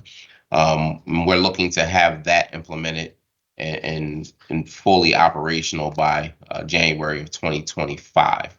But just to, again, give you an idea of some of the immediate solutions that we put in place, to give you one example to know that this is working. And so one of the things was we had an incident in August, shortly after implementing the new process of asking the calls and asking the direction of when someone calls. During that incident, a complainant called 911, gave an address of 2500 North 4th Street. Somehow the call taker entered that as 2500 North Broad Street. When police arrived to that location, nothing was showing, so initiated a callback. When that callback was conducted, it was determined that that was the wrong location, and therefore was rerouted to the correct location, which happened to be in the 26th district. And so that process, that person, the call taker, was canceled and retrained on how to, identify locations and just what they were doing. But just to give you some quick roundup of some of the things that we have been doing to address this issue. And I'm just taking my screen back off. I'm open to any questions that you may have. Hopefully just running through kind of briefly to kind of sum up some of the things that have been addressed so far in the hearing. So thank you, Commissioner, for your testimony. Before I turn it over to other members of this committee, very quickly, if you were to name the takeaways, because you were elaborate in your presentation and testimony, takeaways is we are going to do the following things so that this never happens again. And what types of redundancies are we going to employ to make sure that we check twice before we close a request? Give me those succinct things that we've learned from this instance. So we've learned one around the training component, that making sure that our folks are properly trained. And I think even some of the dispatchers that spoke today touched on that. So that is one piece of that, is making sure that all of our staff are trained properly. Also the policy around the callbacks. And so making sure that there is a supervisor when they are conducting the callbacks from the confidential caller location, that one, that's being verified, two, that's being recorded so that there isn't a discrepancy, and if there is a need to review that, we have that available to us. The other immediate correction is the fact that when you call 911, we are asking very specifically, is there an address directional indicator? And that would eliminate any confusion around north, south, east, and west. And so hopefully having that now implemented will be very, very direct in terms of when people are calling, being able to ascertain that information as quickly as possible and as accurately as possible. We're going to continue implementing the training, as I stated, but also looking at that more long-term solution with additional pre-formatted questions. That's something that we want to see moving forward and see that implemented as quickly as possible, as well as continuing to hire. And so one of the big takeaways is also hiring more and more dispatchers, and we've done that this year. You can see this has been the highest year, but trying to essentially fill those positions as quickly as possible. But a big part is around retention. And I think you heard it here today, is if we can find a way as a city to be able to retain these individuals that are doing such a strenuous task and such a stressful task. Quite frankly, again, I think that keeps us at a level of having employees that want to be here, that feel that they are appreciated in the work that they're doing, and will allow us to keep the staffing levels where they need to be. Just one other question to add, and I'm going to turn it over. When someone calls 911 and they hang up, what is the wellness check procedure that could be involved? If suddenly I'm calling 911 and I'm in a domestic dispute and the partner involved threatens me and I hang up, what is the appropriate protocol procedure to check on whoever that person was that called? So if there is, and I think two different examples were kind of provided. If there is a situation where we answer and there is an incident where the dispatcher can hear some type of commotion, and essentially there is a hung carrier, not hung carrier, but an open line, in the sense of where the call is disconnected as a result of something that you can identify that warrants a callback or that indicates there is some type of emergency situation, then a callback can be conducted in that situation. I also heard someone say that when they just call 911, if the call is not picked up, if there is not a call that's picked up or answered, there isn't a process in place at this point of just calling back the random numbers of 911. That is not. And so that's something we can examine and look at. But again, that's not a procedure in place of just essentially missed calls that are returned. That is not something that's in place at this point in time. But that's something we can examine and take a look at. Well, I think for a number of reasons we should. I remember a couple of times my kids used to dial 911 and hang up. And suddenly we would get a call back, and even people coming to the door to do a wellness check. And this is something that I think, yes, adds steps and work to the individual officer. But in a case where someone is being intimidated or even held hostage, it might be an appropriate thing for us to examine how we proceed when in cases of disconnect. So something to think about. Mr. Glass, who do we have that wants to question the commissioner?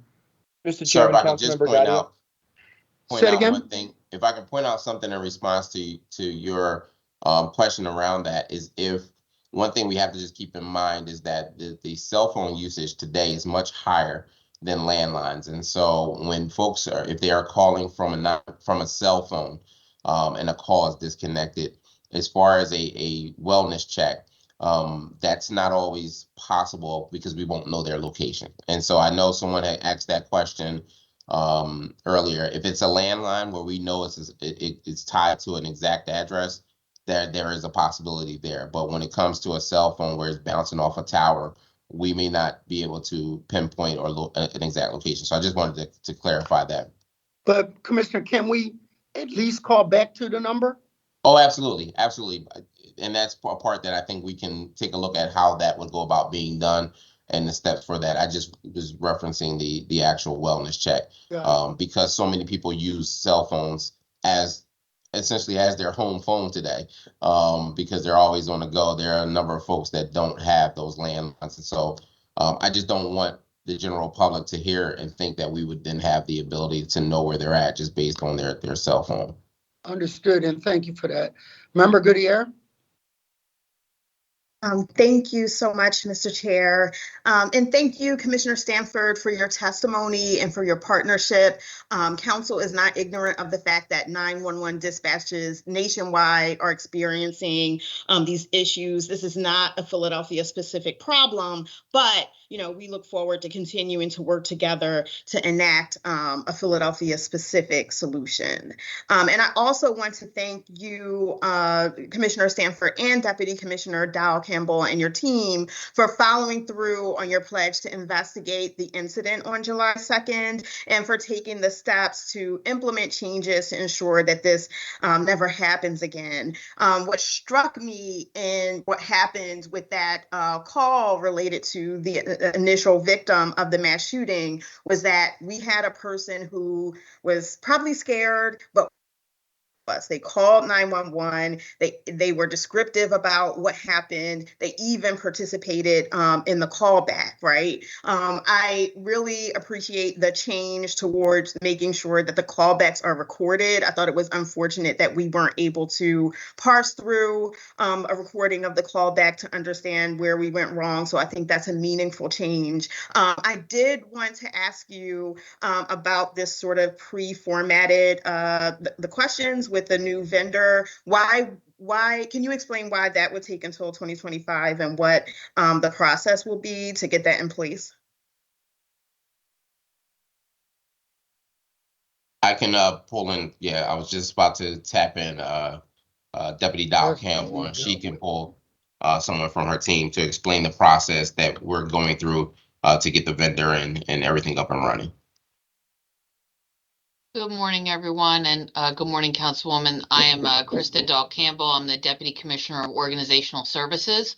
I just want to say again, I appreciate everyone taking the time to listen and go through this. Our dispatchers are amazing folks that do an incredible job. I always say it's definitely more than a job. It's a career and it's a calling, and I'm personally grateful to them. For your question, I'm going to turn it over to Joseph McBride, so he can kind of walk through why we have those dates associated with that implementation.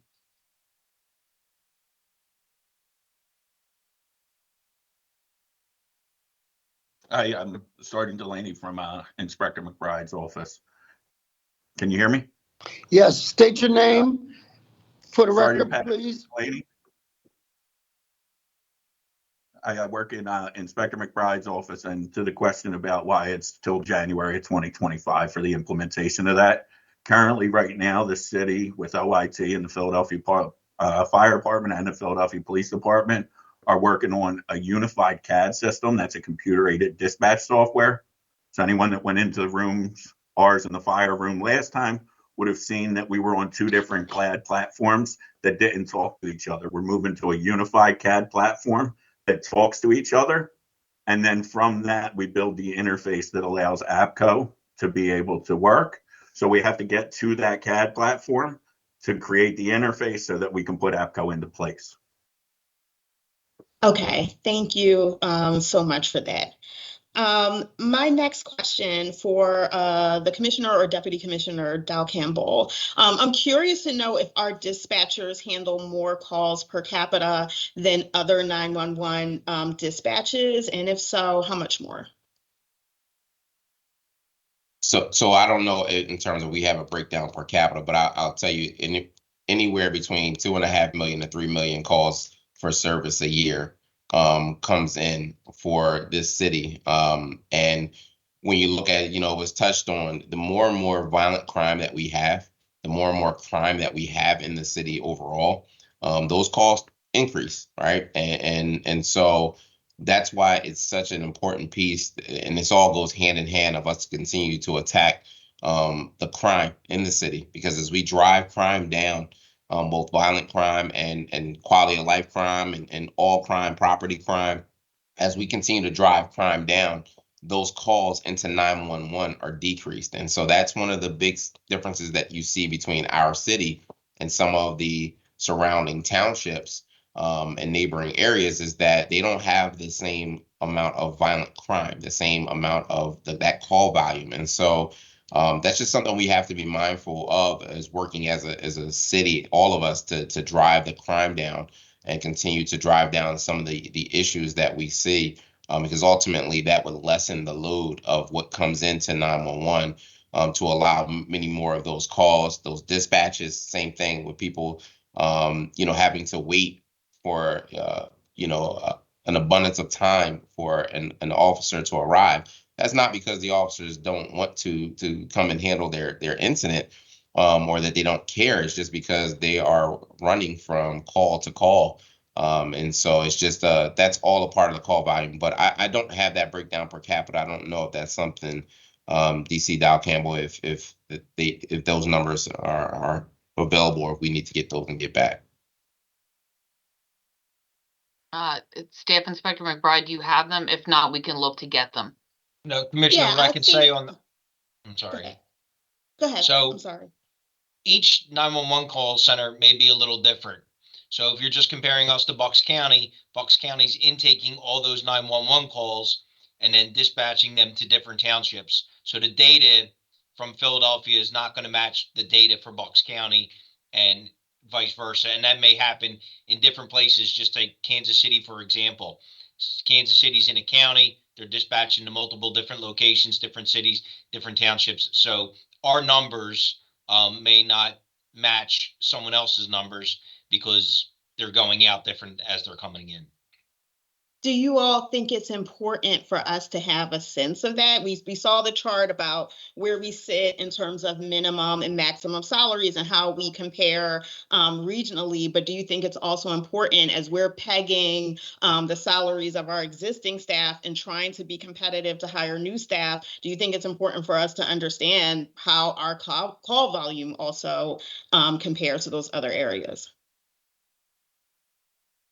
Councilwoman, I totally agree. I do think it's very important because I think it will show the enormous volume that these dispatchers have to dispatch. So we'll look to get that exact so that we can send it and get back to you on it. Thank you. We heard the dispatchers talk about the consequences of not having promotable levels for civilian dispatchers. In the past, I know PPD has said that they need, that we need sworn officers to serve as supervisors because this work involves deploying officers into potentially life-threatening situations. I also agree that this is important, but the current hierarchy means that dispatchers have virtually nowhere to go, but elsewhere when they want to move into a higher paying or higher responsibility role. Would PPD be open to introducing a promotion system for civilian dispatchers so that we can better compete with regional police departments to keep the best talent here with the city of Philadelphia? I think that's absolutely something that we can look into, and I would agree that there needs to be the opportunity for folks to advance. I mean, that's a real reality, the same way we have the ability for our sworn personnel to have the opportunity to advance.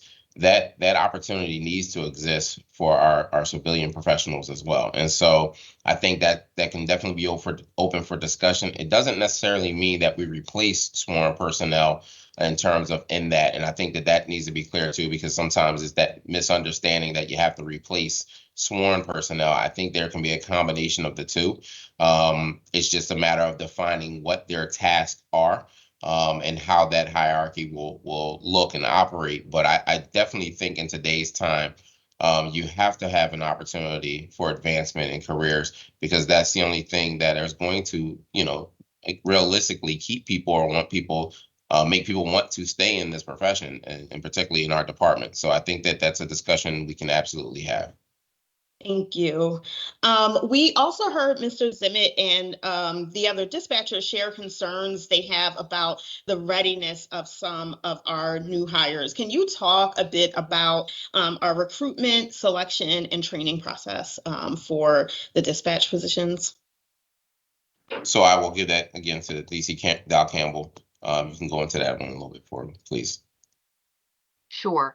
And I can have Staff Inspector McBride get into specifics, but I can tell you that we've done a good job at recruiting. We get a lot of applications that come through. We go through them.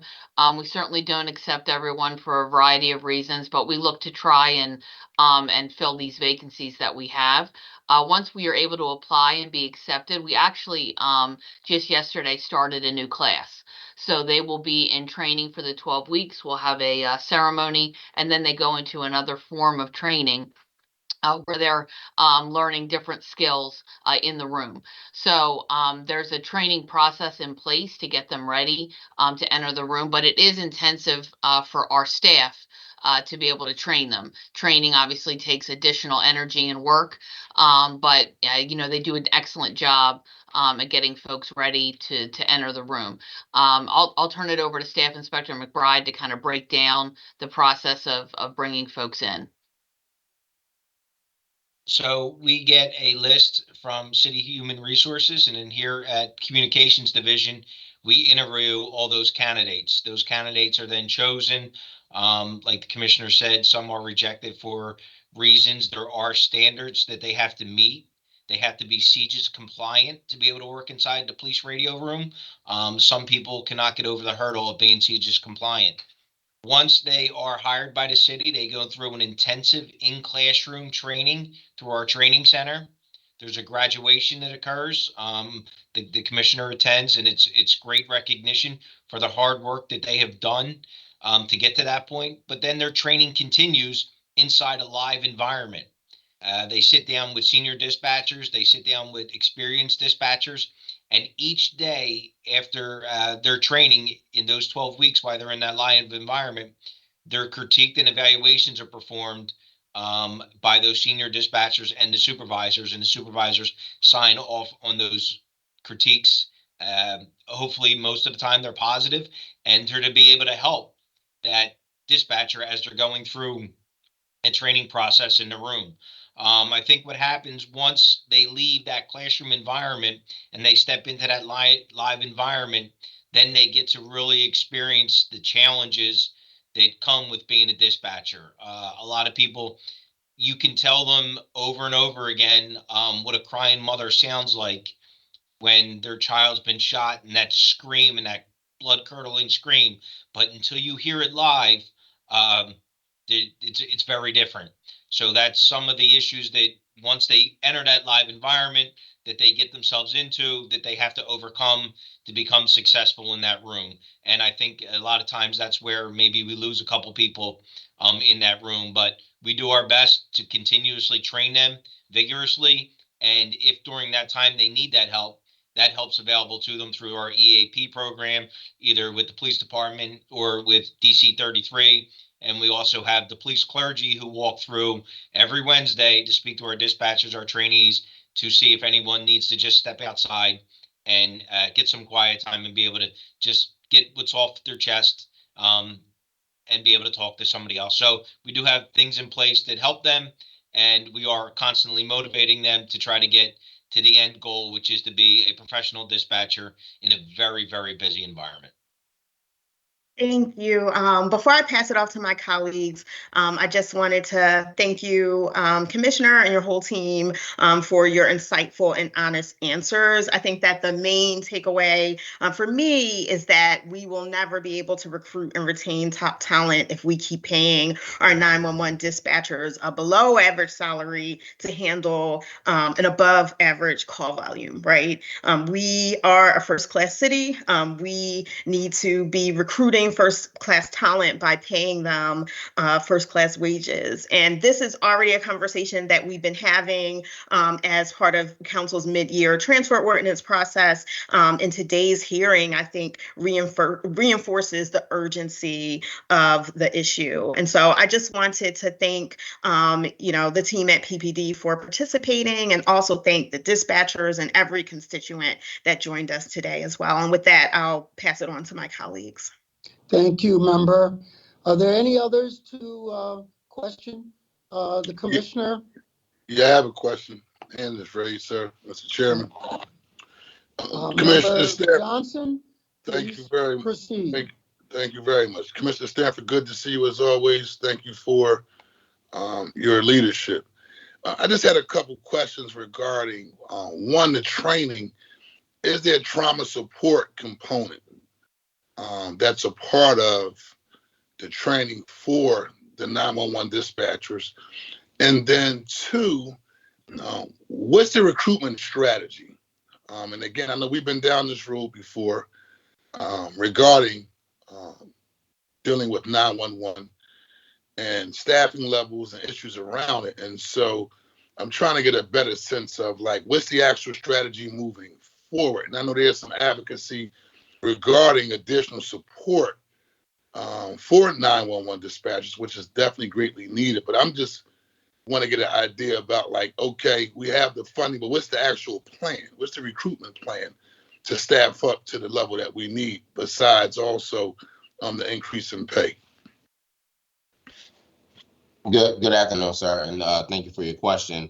So in terms of the trauma component, that's a part of that. And as you heard, Staff Inspector McBride addressed the fact that we have EAP, both ours as well as District Council 33s available. And a part of having the clergy coming through that space every week is to give folks an opportunity.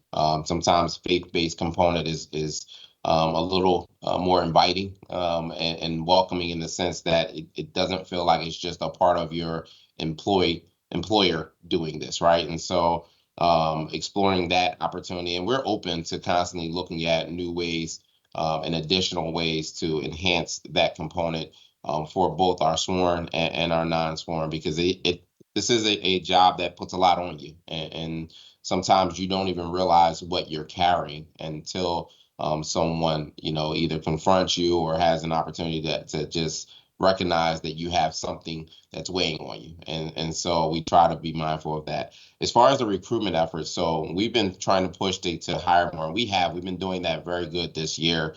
But we can always look at increasing, again, our pathways for that as well. The same way that we have increased and had a recruitment strategy around our sworn, we definitely can do this around our, professional positions in terms of non-sworn positions, both for dispatchers and across the board, to make sure that we are getting the best and the brightest. And so that's something that definitely I think we need to explore a little bit more as to that recruitment strategy, really get something down, narrow something down that's going to be a little bit firmer than what we have. That will be a little more concrete, if you will, to make sure that we are getting the best and the brightest to come through that opportunity. Yeah, well, thank you, Commissioner, and I will hope that I know there's a budget cycle that's going to come up in June, right? That when you and your team comes back to City Council, that because I believe this is a sense of it should be a sense of urgency around this issue, right? We're addressing levels of not only gun violence but crime just in general, right? Down the homicides, down to some shooting. Obviously, we're dealing with other issues, whether it's carjackings, whether it's robberies, and so forth. And obviously, the 911 dispatchers play a critical and vital role, right? And again, my personal experience, shootout on the corner of my block, right? I called 911. I could have just picked up the phone and called, someone personally, because I have a lot of your cell numbers. But I mean, go through the protocol as a public citizen, call 911, and that joint just rang and rang and rang and rang, right? And I'm like, okay, this is real. And I remember speaking about it on the council floor as a follow-up. And so I would just expect that part of your team, when they do come back in front of council for our budget hearing, and we're giving updates, that we should see a robust plan, rather it's around recruitment, social media, same thing like y'all doing at the police department, social media, commercials, recruiting people, and especially with us being the number one big city when it comes to poverty, people looking for work, right? And so I think, rate increasing the pay scale, and also aggressively going about recruiting people to come and do this great work, I think will go a long way. And so that's all I wanted to say. As always, good to see you keep up the good work with you and your team in terms of keeping our city safe. Thank you, Commissioner. Thank you, Member Johnson. Who do we have next, Mr. Glass? Mr. Chairman, Councilmember Harity would like to be recognized. Member Harity. Peter, how are you?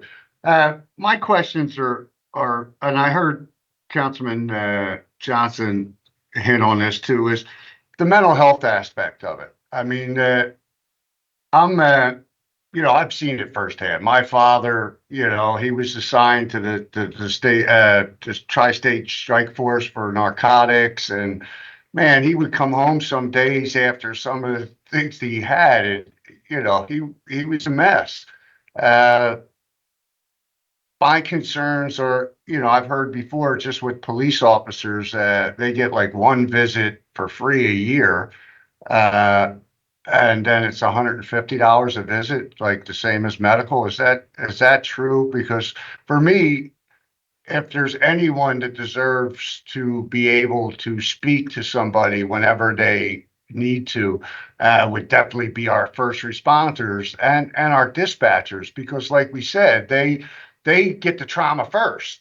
You know what I mean? People call them, they're trying to talk them through what to do to keep the person alive, or help with the mental break or whatever's going on. Do you guys feel that you're getting enough attention when it comes to mental health for the officers and the dispatchers? So in terms of EAP, we have all of those options that are available. There's no cost to anyone for that. We've even added, in terms of our dispatchers, into our crisis intervention training, and having access to the coordinator of that, for having the opportunity to discuss any type of issues that they may be encountering.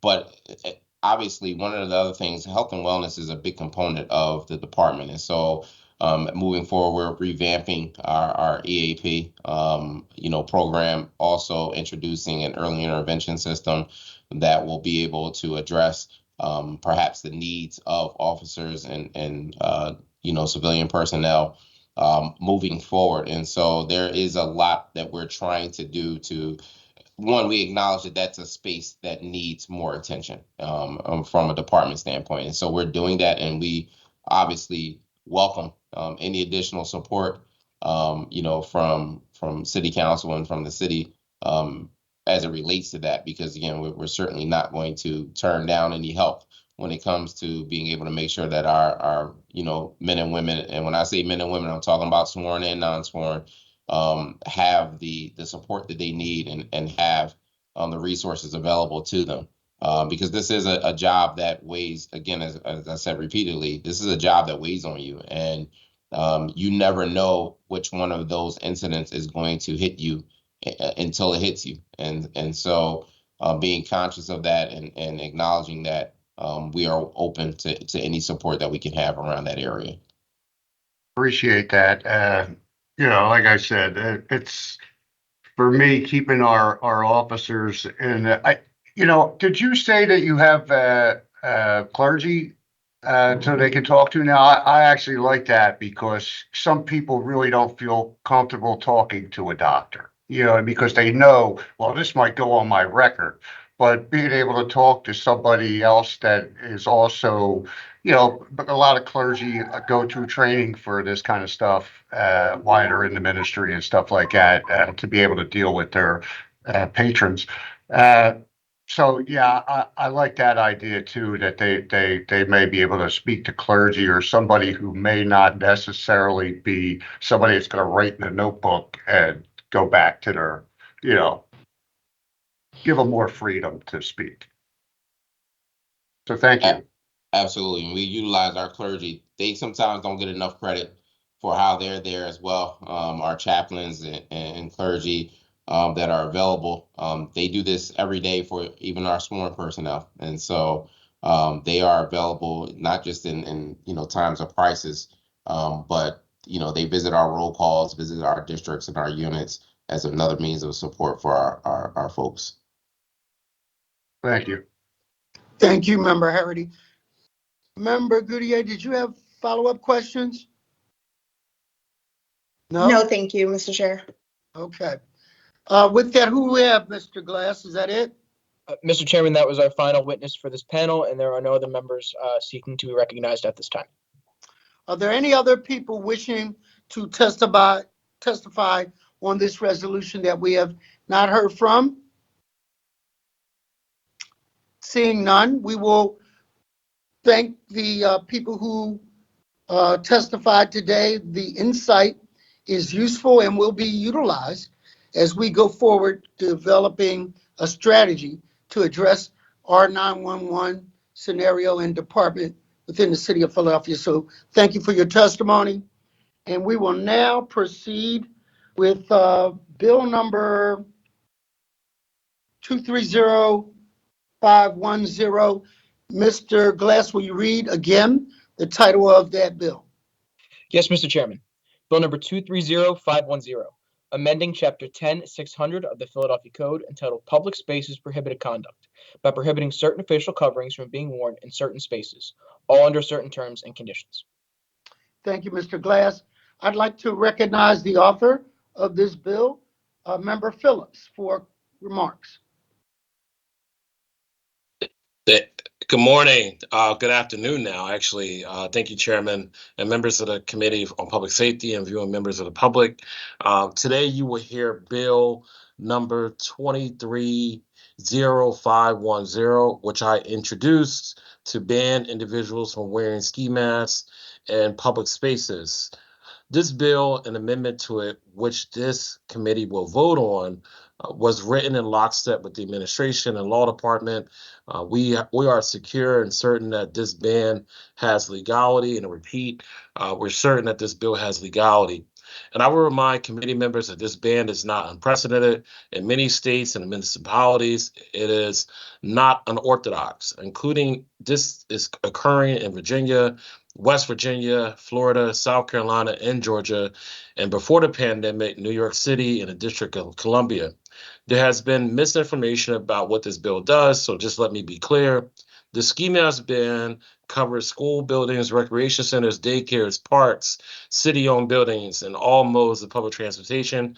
Additionally, there are exceptions for holiday costumes, religious garments, wearing ski masks for your job or trade, theatrical productions, winter sports, and those lawfully engaged in First Amendment activities. As we all know, casually wearing ski masks hinders law enforcement from identifying dangerous criminals. So we recall that in September 2022, 5 masked individuals, some or all of whom wore ski masks, shot into a crowd of people attending a junior varsity football scrimmage, killing a 14-year-old and injuring 4 others. In May 2023, a shooter wearing a ski mask shot and killed a 15-year-old high school student on a public bus. In July 2023, an attacker dressed in a ski mask, body armor, killed 5 people and injured 2 children in Kansasson. It must end. We cannot allow dangerous criminals to evade detection by wearing ski masks in public spaces, not to mention intimidate the neighbors each of us were elected to serve. I would like to note for the committee that this bill has received widespread support among our council colleagues, with 10 council members listed as co-sponsors. With these facts and context and also in mind, I look forward to having a productive hearing and seeing the passage of this bill so it can reach the council floor. Thank you, Mr. Chair. Thank you so much, Member Phillips, for your attention to this issue. Are there any others of this committee who would like to speak on this bill? Seeing none, Mr. Glass, can you read the names of the first panel to testify on this bill? Yes, Mr. Chairman. Our first witness will be Deputy Commissioner Francis Healy. Deputy Commissioner, welcome. Thank you for your patience. You know what to do. Please state your name for the record and begin your testimony. Thank you, sir. Good morning, Chairperson Jones, Vice Chair Johnson, and other members of the Committee on Public Safety.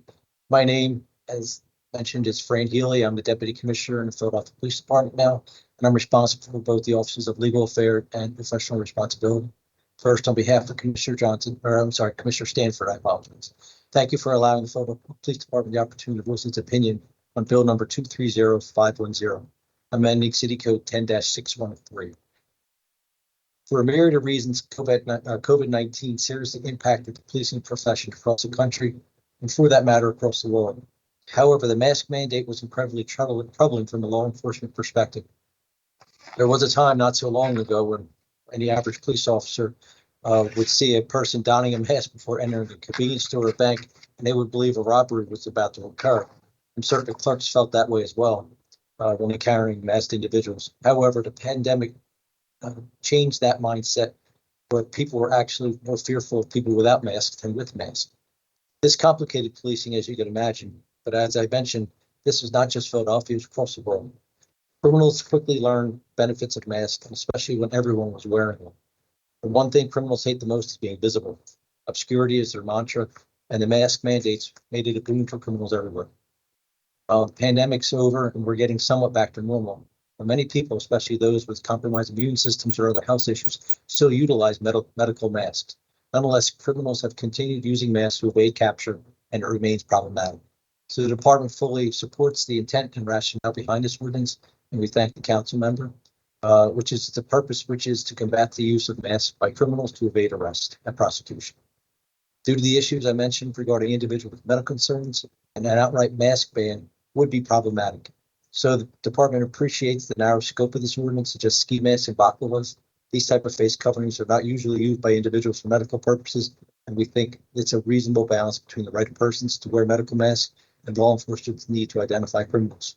I will say the enforcement can be complicated. It's really going to be a little difficult with the exceptions, but the department is incredibly grateful to City Council for being proactive and responsive to the concerns of law enforcement in its efforts to combat crime throughout the city. This concludes my testimony. I'd be happy to answer any questions. Thank you so much, Deputy Commissioner, and thank you for your continued service in law enforcement in our city.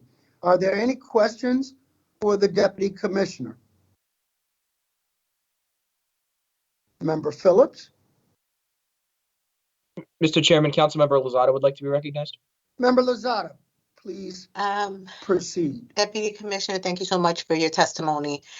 My question is, how, if this were to become a law, if we pass this, how enforceable would this type of a ban be? We're living in a time right now where certain policies are put in place. We think that they're great policies. We think they're excellent for public safety. And then when we operationalize them, they end up being a flop, or they become problematic, or the courts don't want to enforce, the district attorney doesn't want to do something. So how is this, what's the chances of something like this being enforced? Well, the issue of enforcement and being effective in crime is incredibly important to understand the distinction. This allows the police officer to actually intervene when they see someone wearing these masks. Now, in essence, are you really going to cite them for the mask all the time? Possibly not, but that's really not necessarily the value of the ordinance. The ordinance gives the officers the legal authority to intervene, to hopefully intervene before something bad happens. If during the course of the investigation, it's somebody just wearing a ski mask, are we going to cite every person? The answer to that question is no. But the issue is having the ability to stop the individuals, because we are scrutinized very heavily on who we stop, when we stop them. We have to have reasonable suspicion of criminal activity or violation. And that's really, and I thank the council member for this. This gives us the authority to do a little more. Are we going to cite people? I don't think that was ever the purpose, to cite everyone wearing a mask. It's for the ability for the police officers to take that proactive step, and this will help us. I mean, the code violations are a great tool, quite frankly, to law enforcement. And I'll be very honest, in 2016, when I hate to use the word decriminalized, but when Mayor Kenney kind of decriminalized a lot of the summary offenses at the state level into the code violation, there was a lot of people, myself included, in law enforcement that are a little skeptical.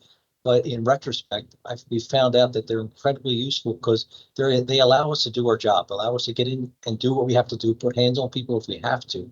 But it allows us to intervene. But also, there's no back-end consequences for a lot of people. So the whole issue of criminalizing some low-level behavior has kind of been taken away. So it's actually kind of a win-win. We see this specifically when we have large crowds and disturbances. We've seen for the for the DNC, we were able to do what we need to do, clear scenes, clear people, but there was no lasting impact on their lives. So it was a win-win, which was diametrically opposed to what happened in 2000 RNC. We didn't have that option. We had to arrest people. And so there was a lot of lawsuits, there was a lot of money spent, and there was a lot of ugliness that now the CBN actually had prevented. So it's been a real win for us to have that as our, I guess, in our arsenal. So I appreciate Councilmember Phillips providing this. It will give us a tool to intervene and hopefully stop some criminal activity from happening. But I don't think we're necessarily going to be overly citing people for wearing a ski mask, but it allows my officers to take some proactive action. Like I said, at every stop that we make has to be documented and fill out the report, and it's checked out by the ACLU folks. So this gives us the lawful authority to do that in these cases and hopefully intervene and stop the crime from happening. I hope I answered your question. You probably asked me how to make a watch, and I told you how to make a watch. Yes, it does. It does. It actually does. And I want to be clear. I'm 100% supportive of what Councilmember Phillips is doing here. There's just a lot of frustration when you talk to different officers about different policies that are put in place that at the end ultimately end up being a waste of time to them. And so what I don't want to do is add to that frustration, but allow for my colleagues and our viewers, right, and the residents of the city of Philadelphia to understand what the purpose of this is and how this tool actually helps and supports your officers. So thank you for that explanation. Thank you. Thank you, Member Lozada. Real quick, I want to applaud the author of this bill for the courageous step to draw the distinction from a massive mask ban to particular areas where this kind of mess would be kind of scrutinized and create probable cause. It's a good balance to not over stigmatize young people, but enough of a balance to create probable cause. I remember as a young person, you won't remember this, remember Phillips, a lot of guys in my generation used to walk with these industrial screwdrivers, these thick screwdrivers in the back of their pocket. Now, either A, they were going to go fix their bikes, or B, they were getting ready to break in a house. And not knowing that that was considered at the time a burglary tool, and that cops had the ability to stop us and question, where are you? Where's your bike you're fixing? Or we want to stop you from doing what you might have in mind. And it is a delicate, tight rope walk that we do in order to try to keep reasonably us from being prejudicial, stereotypical, and keeping the public safe. So thank you for your courage in this regard. Any other questions, Mr. Glass? Yeah, I have a brief statement. Member Johnson, please. Yeah, proceed. my brief statement is, again, I want to thank Councilmember Phillips for the balance, but I thought about how we need all the tools on the table in terms of law enforcement and protecting people around the issue, specifically gun violence, right? And as an elected official, I'm probably in a unique perspective, and probably not so more than other folks, but I still pretty much have my ear to the streets, right? As a council person. And I know firsthand folks telling me at least 2 years ago that one of the key reasons why we aren't wrapping our arms around the gun violence issue, this is from the streets, not somebody in academic towers at Penn or Drexel. This is like actually people are on the ground living day to day, even in the lifestyle, people close to the lifestyle, what's going on in the streets.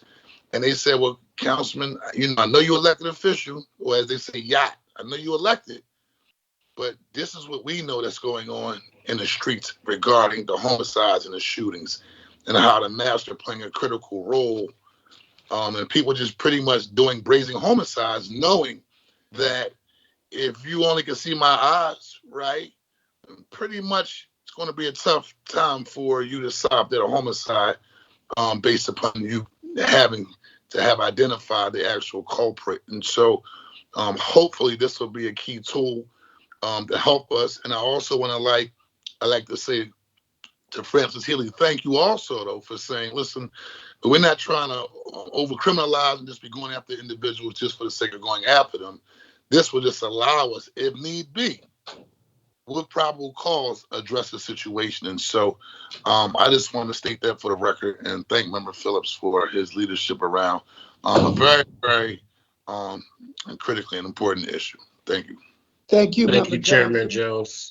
And thank you, Vice Chairman Jones. And let me, one small part I want to wrap up with, because there will be some critics that will say, well, this is not going to stop gun violence, right?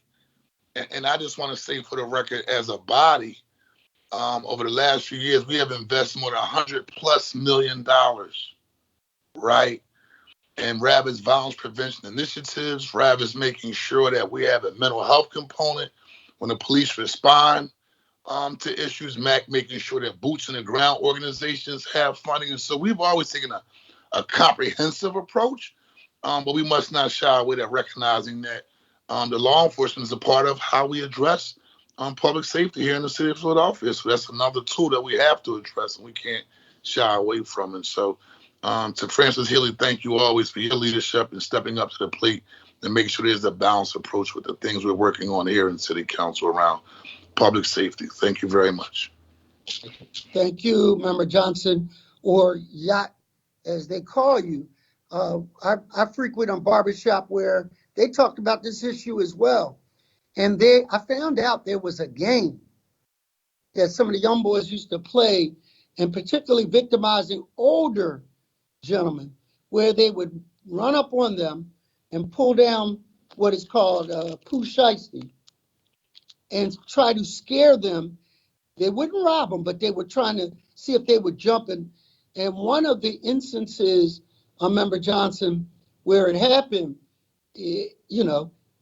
one of the old heads actually pulled a gun on the young boy thinking he was getting robbed. And they panicked and ran. But I point out the fact that that's not a game that should be played. It is very dangerous. And the regulation of where these masks should be worn and creating a issue where you can step to people for probable cause, I think will go a long way, like you said, to deal with holistically the situation we face on our streets every day dealing with crime prevention. So thank you again, Ms. Member Phillips. Mr. Glass. Mr. Chairman, Councilmember Harity would like to be recognized. Member Harity, please proceed. Thank you, Mr. Chairman. Again, I'd just like to thank Francis Healy for giving us the straight truth about how you will go about those things, because it is a tool. I was so happy when Councilman Phillips put this bill in, because I had put in a bill not similar, because mine, they said, was wildly unconstitutional. I wanted to ban them everywhere, and I was so glad that one of my colleagues actually got into the nuances of it and made it work, because I was told that it was not allowed to be done with the way I wanted it to be done. So I thank you for that, and I thank you for your honesty, Commander Healy, for letting us know that, listen, it's going to be at the cops' thing. It's a way of maybe questioning people to find out what's going on. But if they're not doing anything, then just letting them go about their daily business, which doesn't do anything but tie up a little bit of their time.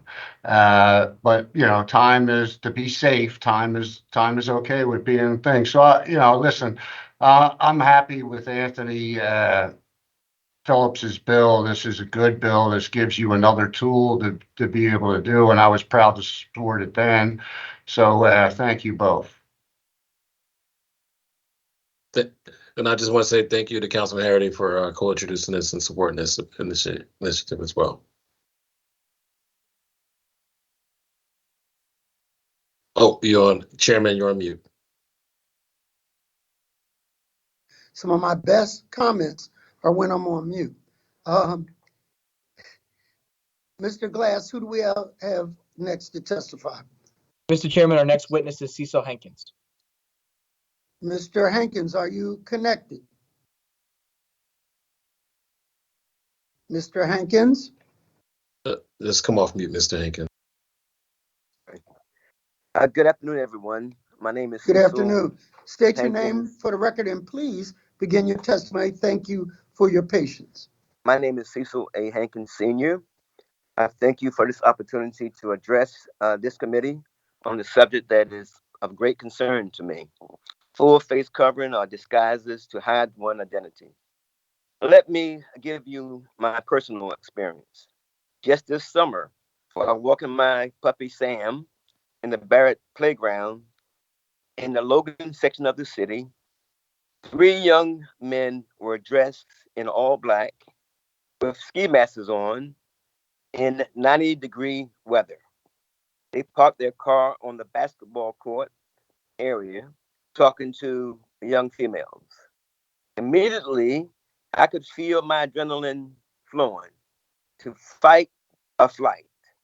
Of course, my puppy and I chose flight. Although the death rate from gunfire is reported as being less than that of the last 2 years, the controller reported an increase in gun death for those less than 21 years old. As I give my testimony, I cannot forget the young man, 15 years old, shot to death on Barrett's basketball courts years ago, as well as Nicholas Elizada, who was shot to death by a group of young teens wearing ski masks.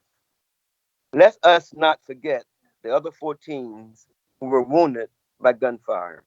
The mental health of these young youth will probably resemble PTSD.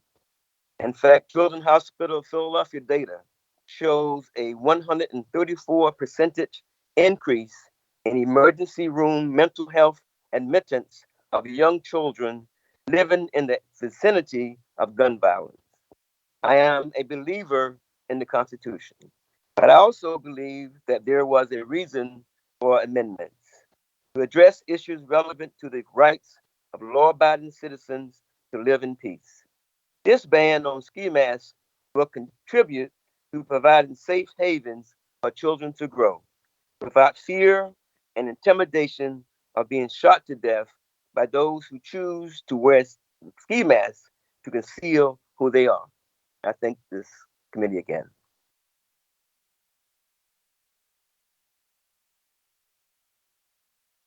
Chairman, you're mute.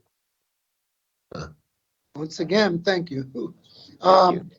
What strikes at me is 90-degree weather wearing ski masks, and everybody has a constitutional right to do what they feel comfortable with fashion-wise, but this constitutes enough of a threat that we need to be taking the actions that we're taking. Mr. Glass, are there any others to testify?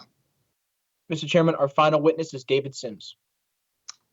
Mr. Sims, thank you so much for your patience. Would you please state your name and begin your testimony? Mr. Sims? Mr. Chairman, it looks like Mr. Sims logged out and is not currently in the meeting. So that was our final witness to testify. Thank you so very much. This concludes the public hearing of the Committee on Public Safety dealing with resolutions number 230640 and bill number 230510. Thank you for your comments, and please feel free to disconnect as we will begin to proceed with our public meeting to take actions on bill number 230510. Give everyone a couple of minutes to disconnect.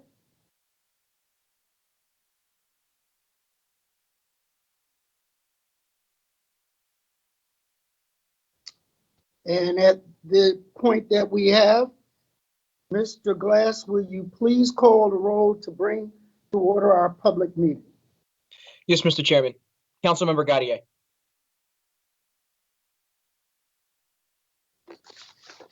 Present, sorry. Councilmember Harity. I was pulling a Jones there. I am present. Okay, it's a verb now. Councilmember Lozada. Present. Councilmember Thomas. Good afternoon. I'm present. Did you hear that? Yes. Okay. Thank you. I'm having Councilmember trouble. Brooks. Thank you. Vice Chairman Johnson. Present. And Chairman Jones. Present. Their quorum is present for our public meeting. And with that, I recognize Vice Chair Johnson for a amendment to bill number 230510. 1 second.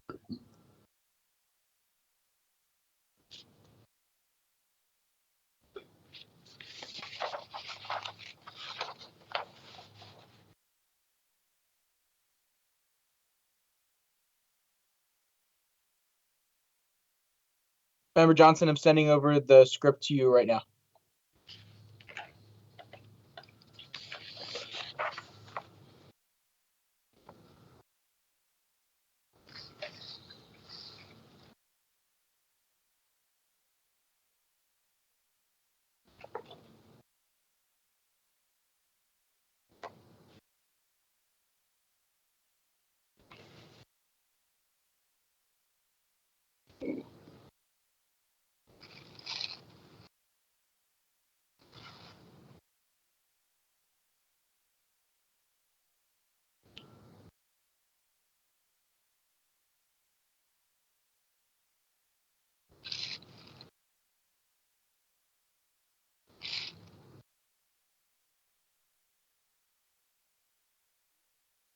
Thank you, Mr. Glass.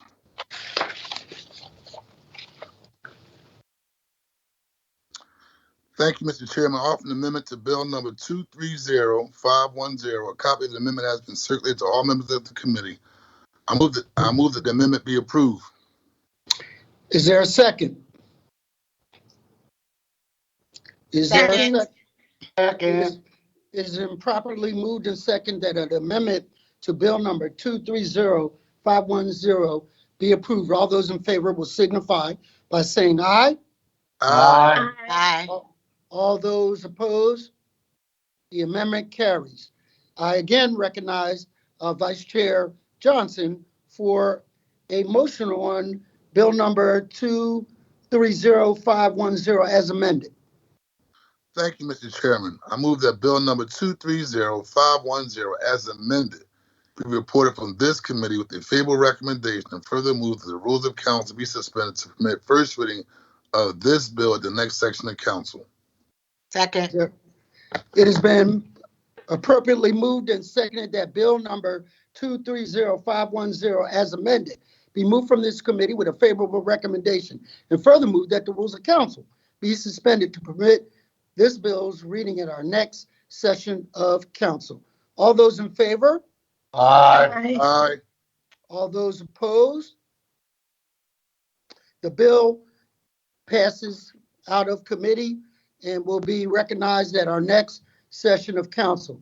This concludes the business of the Committee on Public Safety, and I thank all the members for their endurance and patience. Thank Member Phillips and congratulate him on being passed out of committee, his bill dealing with face coverings.